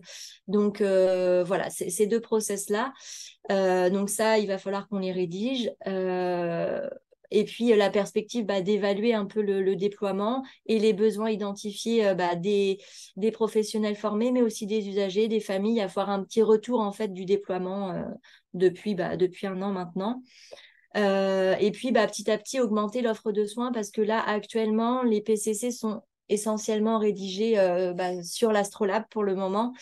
Alors, ça commence à se diffuser un petit peu. En fait, j'ai des collègues qui m'appellent pour pouvoir les mettre en place, par exemple, sur des CATTP ou des choses comme ça. Donc, j'interviens, en fait, sur les premiers entretiens pour faire l'information. Du coup, il y a l'usager, le collègue du CATTP ou des différents services, et puis moi-même. Et puis, en fait, on fait des entretiens conjoints. Et puis, euh, ça permet de faire de la co-rédaction et aussi de la formation pour diffuser les pratiques. Euh, donc voilà, on est vraiment dans cette phase de déploiement du PCC en interne et aussi en externe, puisque on est aussi avec des structures médico-sociales à aller présenter cet outil-là qui sert aussi du coup de transition, comme en parlait Caroline et Pascal tout à l'heure. Là, notamment l'équipe mobile d'accompagnement et de soutien s'en sert beaucoup pour cette transition, pour passer des soins à l'hôpital à, euh, à, à un foyer d'hébergement. Et ça a aussi cette vertu de rassurer un peu les équipes, de faire du lien, de pouvoir poser avec l'usager ses besoins pour cette transition. Voilà. Donc, donc voilà pour le déploiement du PCC sur le centre hospitalier de Saint-Nazaire. Il reste aussi un travail avec les fonctions support. On a fait une création de boîte mail PCC où les professionnels en fait envoient le PCC sur cette boîte mail pour que les secrétaires aient le droit d'importer en fait le document dans le dossier de soins de l'usager, parce qu'en fait ce qu'on voulait c'était que ce document apparaisse dans les documents généraux et soit pas noyé dans nos dossiers de soins. Donc en fait là on a réussi à obtenir le fait qu'il soit au même titre que la carte de groupe, donc accessible vraiment le plus facilement possible. Et là, on est en pourparlers pour pouvoir avoir plutôt une alerte aussi comme les allergies, quand il y a un PCC de rédigé, que ce soit directement disponible pour les professionnels. Voilà sur le déploiement du PCC. Et, euh, Et maintenant, notre retour d'expérience, donc à 3 voix, sur la rédaction du plan de crise conjoint, donc de Clémentine. Donc pour commencer, on a commencé en septembre 2022. Et en fait, ça a fait suite à une évaluation fonctionnelle réalisée par l'Astrolabe, où l'objectif premier du plan de crise, ça avait été de gérer les angoisses et prévenir les crises suicidaires, reconnaître les symptômes. Parce que j'étais pas mal dans le déni. Donc déjà, il y a eu ce premier travail d'introspection pour reconnaître les signes de quand est-ce que je suis en difficulté psychique. Donc, il y a eu cette vertu-là de psychoéducation. Et puis, vous êtes assez rapidement rentré vous vous en êtes saisi assez rapidement et on est rentré dans la phase de rédaction. Donc, en effet, tout à l'heure, vous parliez de la temporalité. Ensemble, on a pris un petit peu de temps. Donc là, on voit entre septembre 2022 et novembre 2023. Vous avez fait du travail chez vous et puis on se revoyait en entretien pour... Novembre 2022. Pardon, septembre 2022 et novembre 2022 pour échanger justement sur les différents items.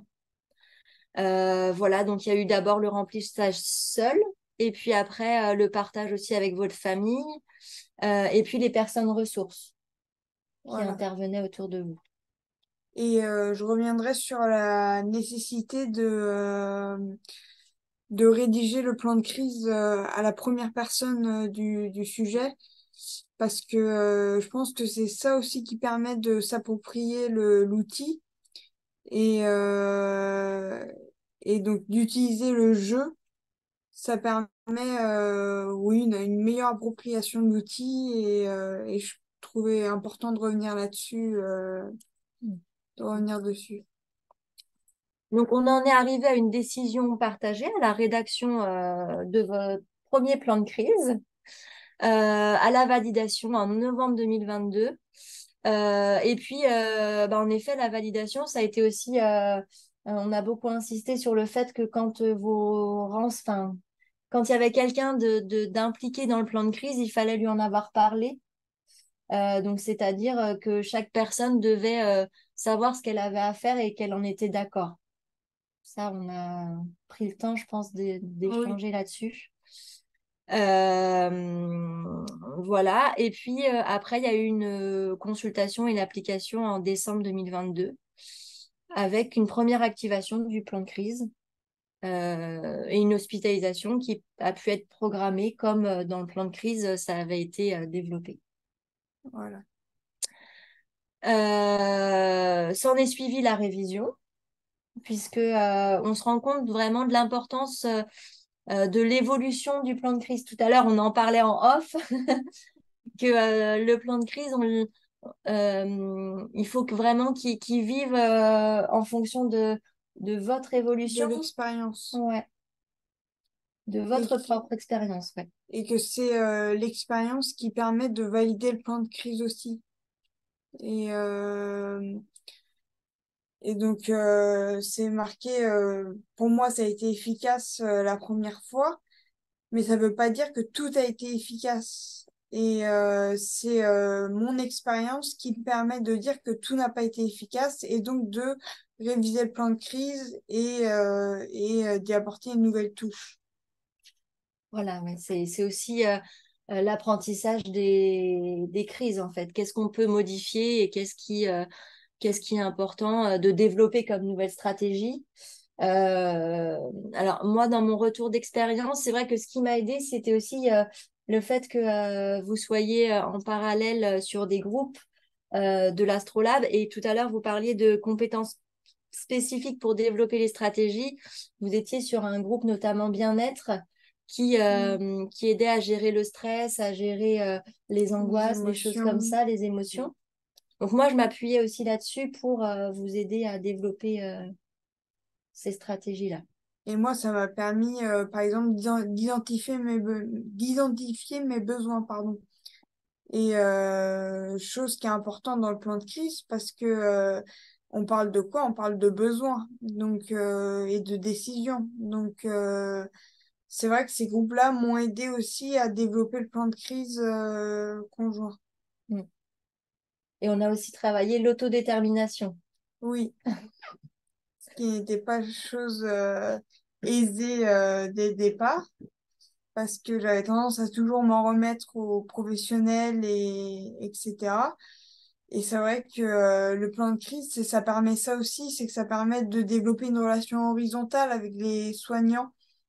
Et c'est plus le savant et la, la, la, l'apprenant, je dirais, mais c'est une relation plus horizontale et c'est ça qui est intéressant. Donc voilà, on a essayé de respecter en tout cas la philosophie du plan de crise et en effet de Voilà. pouvoir arriver à cette décision partagée. Alors, je vous l'ai dit souvent, ça fait écho que c'était pas non plus la baguette magique. Et puis, ça permet d'expliquer aussi l'offre de soins, voilà, qui évolue aussi, ce qui est possible de faire, ce qui n'est pas possible de faire. Donc voilà, en tout cas, mince, ça ne va pas dans le bon sens. Voilà. Donc, il y a eu la révision et puis de nouveau une application. Voilà, de mars à juin 2023, où il y a eu, ça vous a permis de graduer un peu plus les moments de crise, d'identifier quand vraiment il y avait le besoin du recours à l'hospitalisation, ou bien quand on pouvait essayer de gérer en ambulatoire. Et ça nécessite de bien identifier les ressources personnelles parce que c'est une fois qu'on a épuisé toutes ces ressources que on peut dire, bon, là, l'hospitalisation devient nécessaire. Et du coup, en amont, c'est vrai qu'il faut prendre le temps de discuter autour de ces ressources et de les graduer et pour en effet repérer les besoins d'hospitalisation. Et puis, il y a eu de nouveau une nouvelle révision en juillet 2023. Euh, et puis, on se sert aussi du plan de crise pour reparler du vécu des hospitalisations, de à quoi elles servent, et puis voilà, des soins que vous souhaitez avoir, que vous souhaitez pas avoir. Et puis, penser aussi un peu le soin en ambulatoire, avoir cette perspective-là. De nouveau, une validation en septembre 2023. Et puis, de nouveau, une application en décembre 2023. Euh, et on va être dans la révision, puisque là, il va y aussi y avoir une transition pour vous, Clémentine. Voilà, un changement des intervenants, notamment les infirmiers, ça va changer. Et puis le soin en psychiatrie change aussi. Donc ça nécessite des modifications. Et là, ce que je disais tout à l'heure, mon plan de crise, il est plus du tout adapté, il est plus du tout adapté, et donc on revient à cette nécessité de le penser de manière régulière et et euh, et même s'il n'y a pas de crise, quoi, parce que le soin en psychiatrie change beaucoup beaucoup en ce moment. Voilà pour les étapes un peu du PCC. Et oups, je vais pas dans le bon sens. Et du coup, pour notre retour d'expérience, moi, j'en ai assez dit, je pense. Donc, moi, j'étais en co-rédacteur. Voilà, donc l'important, c'était... moi, je trouvais ça important d'être formée au PCC et Enfin, j'ai la chance d'exercer dans un service où on est déjà dans des pratiques orientées rétablissement. Ma faiblesse, c'était mon peu d'expérience de pratique du PCC et parfois des difficultés de coordination. Mais les forces, c'est que j'ai encore le temps de le faire. Et puis ma vigilance, c'est la technicité du PCC quand même. Pour moi, je pense que c'est vraiment un soin à part entière avec une certaine technique. Et puis, ma crainte que, en effet, ce soit pas appliqué et qu'on perde un peu en légitimité si les professionnels, en fait, sont pas au courant ou ne sont pas dans cette dynamique de penser le soin. C'est chronophage, donc à voir pour la suite. Est-ce que vous voulez faire votre retour d'expérience? Pour moi, c'est un outil novateur qui me permet comme on disait, hein, d'augmenter la qualité de vie. Ça, c'est incontestable. Ça me permet d'identifier des ressources parce que, comme on disait tout à l'heure, quand on ne va pas bien, on peut être dans la dévalorisation et donc nier les ressources que l'on a. Et le fait d'avoir ce petit papier sous la main, c'est un petit peu un rappel de bon, là, ça va moins bien, qu'est-ce que je peux faire pour que ça aille mieux et donc éviter au maximum les hospitalisations. Et je pense que ça permet aussi une prise en charge plus rapide avec une aide à la verbalisation des signes parce que comme ces signes sont écrits, quand on n'est pas bien, ça peut être difficile de verbaliser ce qui va pas. Et comme c'est écrit, ça donne des indications aux soignants pour dire, bon, ok, qu'est-ce qui se passe en ce moment? Est-ce qu'il y a tel signe qui apparaît? De dire, bon, si c'est le cas, ça veut dire que Madame Lijour, elle va moins bien en ce moment. Elle a utilisé toutes ses ressources. Donc là, une hospitalisation programmée est nécessaire. Donc on met tout en place pour que ça se passe au mieux et que l'hospitalisation puisse être possible dans les meilleurs des délais, on va dire. C'était le retour que j'avais. Merci. Il y a déjà beaucoup de choses qui ont été dites. Alors moi, donc, je vous ai accompagné pendant tout votre parcours sur Silapsi et effectivement, le plan de crise, il a permis de sécuriser un peu tous les intervenants, puisqu'il y avait les intervenants, les travailleurs sociaux qui intervenaient aussi. Donc, ça a vraiment pu être un outil dont ils ont pu se saisir. Et puis, c'était au tout début, en tout cas, un peu un challenge qu'on s'était lancé, que ce dispositif Silapsi.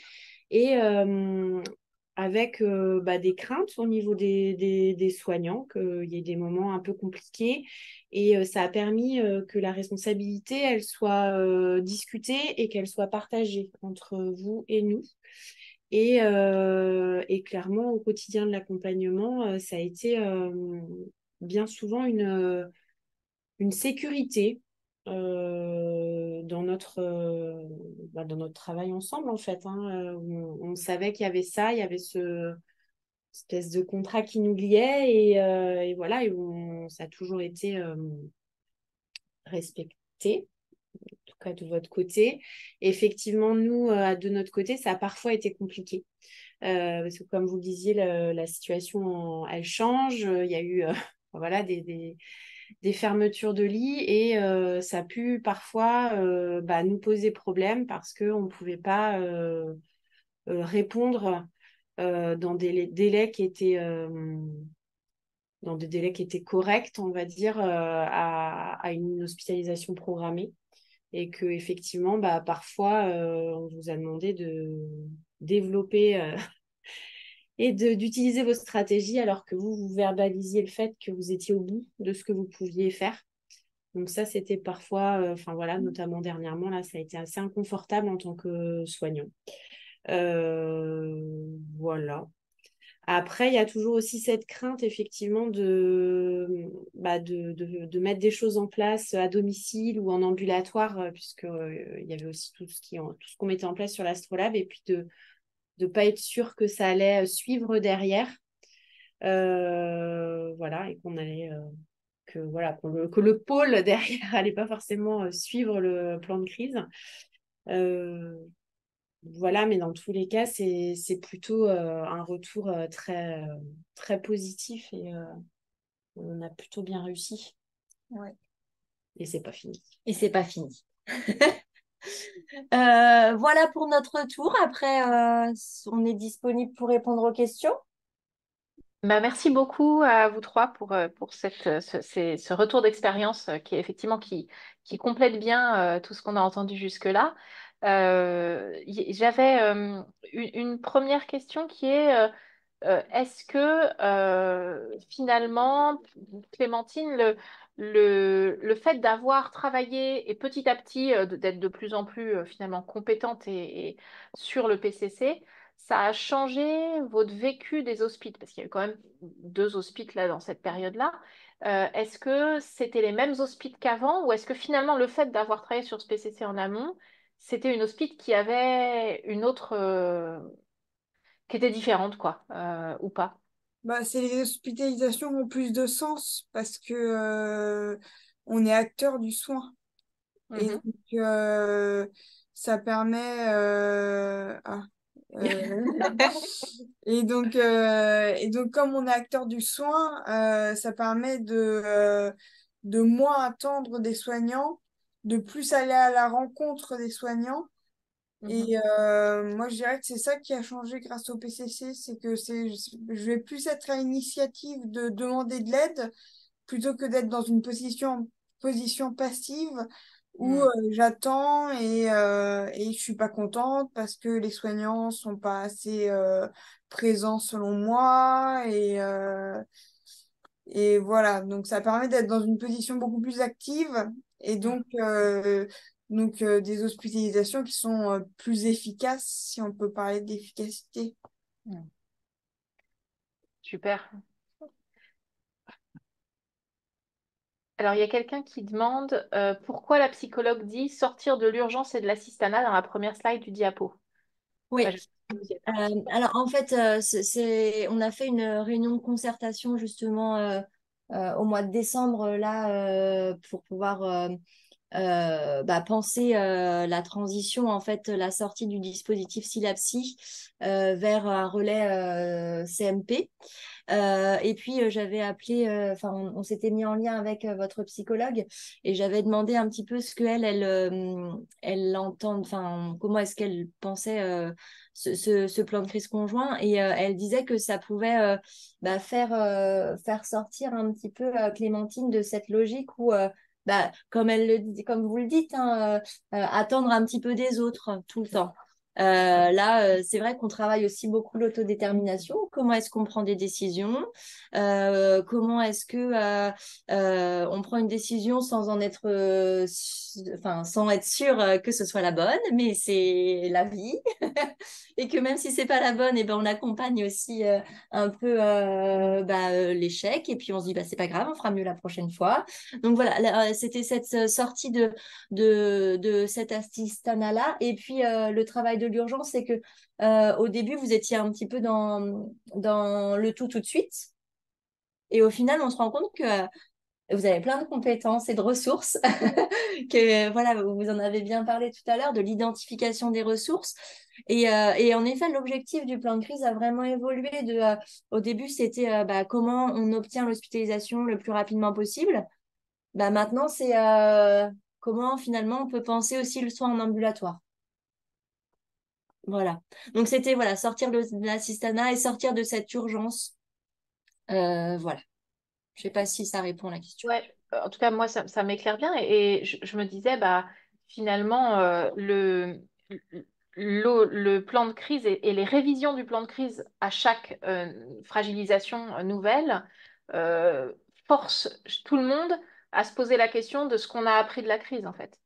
Ça met dans une position d'apprenant et que chaque crise, malheureusement, ou voilà, en tout cas, est de fait une occasion d'apprendre, puisque la révision l'impose, en fait. On est obligé de se poser la question de, bon, qu'est-ce qu'on a appris, qu'est-ce qui va pas, qu'est-ce qu'il faut modifier.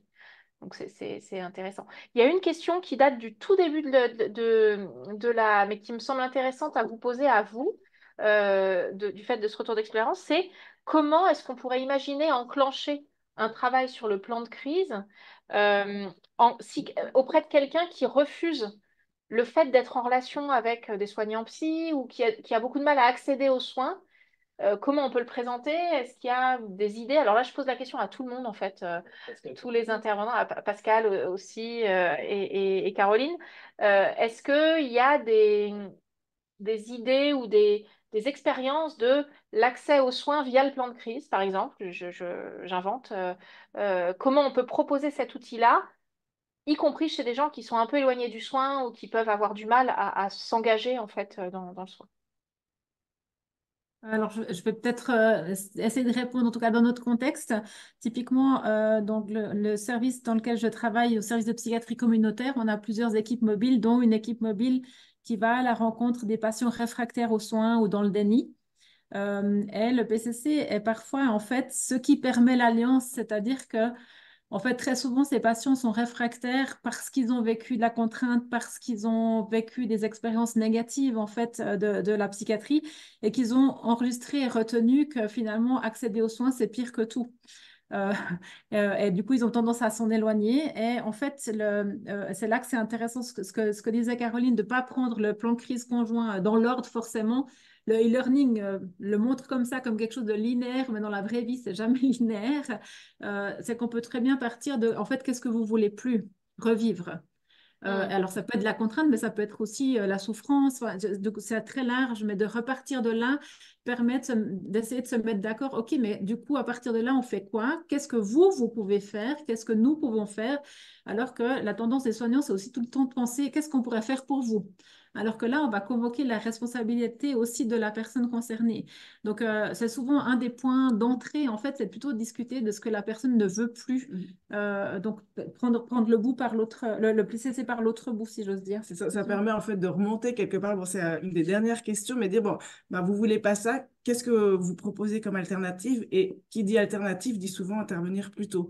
Qui dit intervenir plus tôt dit comment est-ce que je reconnais que ça va moins bien et qu'est-ce que je peux faire, ou justement, comme disait Pascal, qu'est-ce que d'autres peuvent faire également. Et je serais très intéressée d'avoir le retour justement de l'expérience de terrain, mais comme j'ai le micro et que j'ai oublié quelque chose de dire très important, je me permets de le voler pour 2 secondes. Vous avez relevé dans votre présentation que c'était très chronophage, c'est quelque chose qu'on entend très souvent et sur lequel j'avais juste envie de revenir un tout petit peu. Oui, c'est une réalité que ça prend du temps et j'ai conscience des contraintes que peuvent avoir les soignantes et les soignants sur le terrain.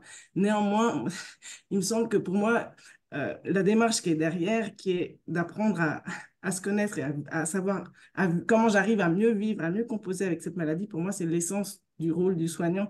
Et je pense que c'est un investissement. En fait, oui, ça met du temps de rédiger le document, mais on ne fait pas que rédiger le document. Il y a tout le processus de rétablissement qui est derrière et c'est un support pour faire cette démarche-là. Donc finalement, oui, c'est le document, mais c'est toute la démarche et le processus de rétablissement qu'on soutient à travers ça. Donc, on ne peut pas le compter en heures. Alors, je sais bien que ce n'est pas facturable tel quel, mais je pense enfin, c'est important de garder ça à l'esprit. Mais c'est très intéressant. Moi, je veux bien prendre la casquette de la chefferie de service et donc de l'organisation des soins au sein d'un secteur.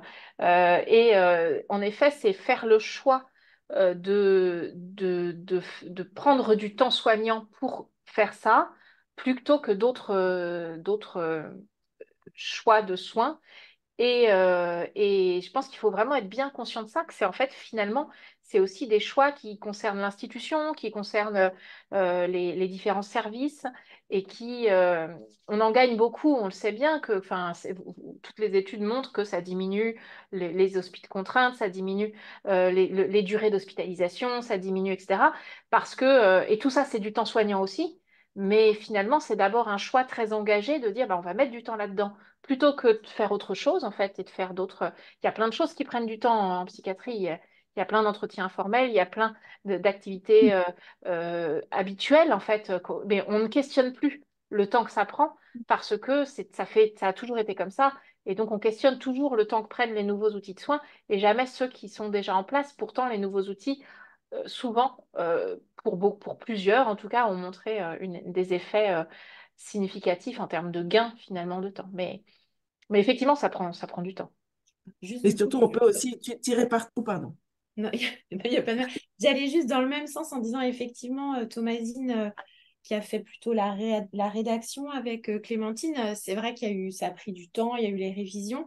Après, moi, sur le terrain, je pense que ça a parfois pu nous faire gagner des interventions, des moments en urgence où il aurait fallu qu'on vienne, alors que là, juste au téléphone, on arrivait à apaiser certaines choses.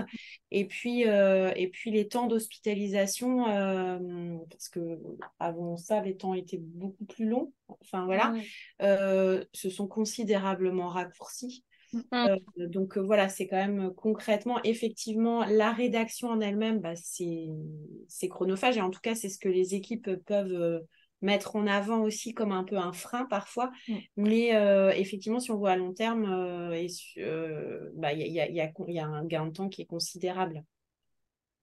Enfin, si j'ose encore ajouter quelque chose dans ce sens-là, on est vraiment dans un choix éthique, en fait, je pense, de mettre des priorités qui sont des priorités qui concernent le quotidien et la qualité de vie des personnes concernées. Donc, ça devrait être la priorité tout le temps, en fait, mais en fait, beaucoup de choses, des fois, on pense qu'elles sont importantes, mais elles ne le sont pas forcément pour les personnes concernées. L'autre chose que je voulais dire aussi, c'est ce que nous, on observe, parce que quand on donne les formations en présentiel, en plus du e-learning, il y a des formations en présentiel. Alors, la décision que nous, on prend, ces formations en présentiel, on ne les donne pas dans une institution, mais on fait venir des soignants de différents lieux pour justement développer une culture autour de l'outil et favoriser cette continuité après que l'outil suive la personne dans sa trajectoire de soins, mais que finalement, tout le monde ait cette culture commune. Et la question de l'obstacle du temps vient tout le temps. Et on voit beaucoup dans les jeux de rôle, les professionnels ont de la peine à lâcher la question du contrôle aussi, du PCC. Il faut toujours être là pour toutes les bouts, mais non, enfin, la personne concernée peut après aller discuter avec ses proches et revenir avec des solutions. On peut, enfin, et ça aussi, je pense qu'on doit apprendre à faire plus confiance aux personnes concernées et à leur donner aussi plus le contrôle et la gestion de cette question-là qui déchargerait le soignant largement. et tirer parti de tout ce qui se fait déjà dans le parcours de soins du patient, qui peuvent être les groupes, vous l'avez très bien dit, une partie des choses qui sont discutées par ailleurs dans le suivi. En fait, il s'agit de les formaliser sur un document. Vous avez le retour de la psychiatre qui disait, oui, c'est des choses qu'on fait déjà, mais on le fait différemment. Bien sûr, la réflexion, elle n'est pas nouvelle. Hein. Ce qui est derrière, on n'a rien inventé. Mais par contre, effectivement, de le faire sous format écrit et sous format partagé, où c'est le document du patient, bah, ça change vraiment la donne en tant que patiente ou patient. Et le fait que ce soit formalisé aussi, parce que ma psychiatre m'avait mis un plan de crise, et en fait, je l'ai relu après coup. Il se trouve que c'était un petit peu désorganisé. Donc là, le fait d'avoir un document organisé, ça permet de rendre les choses un peu plus visibles et, et de gagner du temps une fois de plus, quoi. Et si je puis, juste une dernière chose pour répondre encore à la question de qu'est-ce qu'on fait avec des personnes qui seraient réfractaires, je pense que ce qu'on peut dire aussi, enfin, moi, ce que je dis souvent à des personnes concernées, c'est que, bah, comme vous dites, un plan de crise, il existe. Il va se passer quelque chose avec moi si je suis en crise, que je le veuille ou non. Quelque part, ce plan de crise, il est dans la tête des soignants et des soignants déjà. Bah, là, c'est l'occasion d'avoir un impact dessus. Alors, c'est pas, là encore, c'est pas garanti, c'est pas enfin, c'est pas garanti à chaque fois que ça marche, mais c'est au moins une chance à saisir. Peut-être que ça va pas marcher, peut-être que ça marchera pas tout de suite et que ça marchera la fois d'après, mais c'est une chance d'avoir un bout de la décision. Alors que, ben voilà, si on peut toujours dire il y aura plus de crise, mais en attendant, ben, si on a, enfin, si ça arrive, il va se passer quand même quelque chose. Et puis, toujours le risque de... Ben, quel risque si on fait ça? Oui, mais quel risque si on ne fait rien? Et le risque du statu quo, il est à mon avis, très peu, insuffisamment pris en compte et discuté. Merci beaucoup à tous. Je propose qu'on s'arrête ici. Merci à vous pour ces retours d'expérience, pour ce contenu vraiment très riche. Je pense qu'on a tous beaucoup appris sur le plan de crise conjoint aujourd'hui et beaucoup avancé dans les réflexions autour de ça, où qu'on en soit. Donc vraiment merci pour tout ça. Il y a beaucoup de merci qui tournent sur le chat là. Voilà, donc je vous remercie sincèrement. Pour ce qui est des goûters, prochains goûters, juste un save the date pour le 27 mai prochain. Et on ne vous donne pas le thème parce qu'on n'est pas complètement sûr encore. Donc, donc voilà. Donc 27 mai, le 27 mai, lundi 27 mai, 15-17 a priori, normalement, 15h, 17h. Donc, merci à vous pour tous ces échanges. Et puis, à bientôt pour un prochain goûter ou d'autres prochaines formations dans les différents espaces du CREAPS. Au revoir. Ouais, Merci merci à beaucoup et merci pour le partage d'expérience. C'était très riche.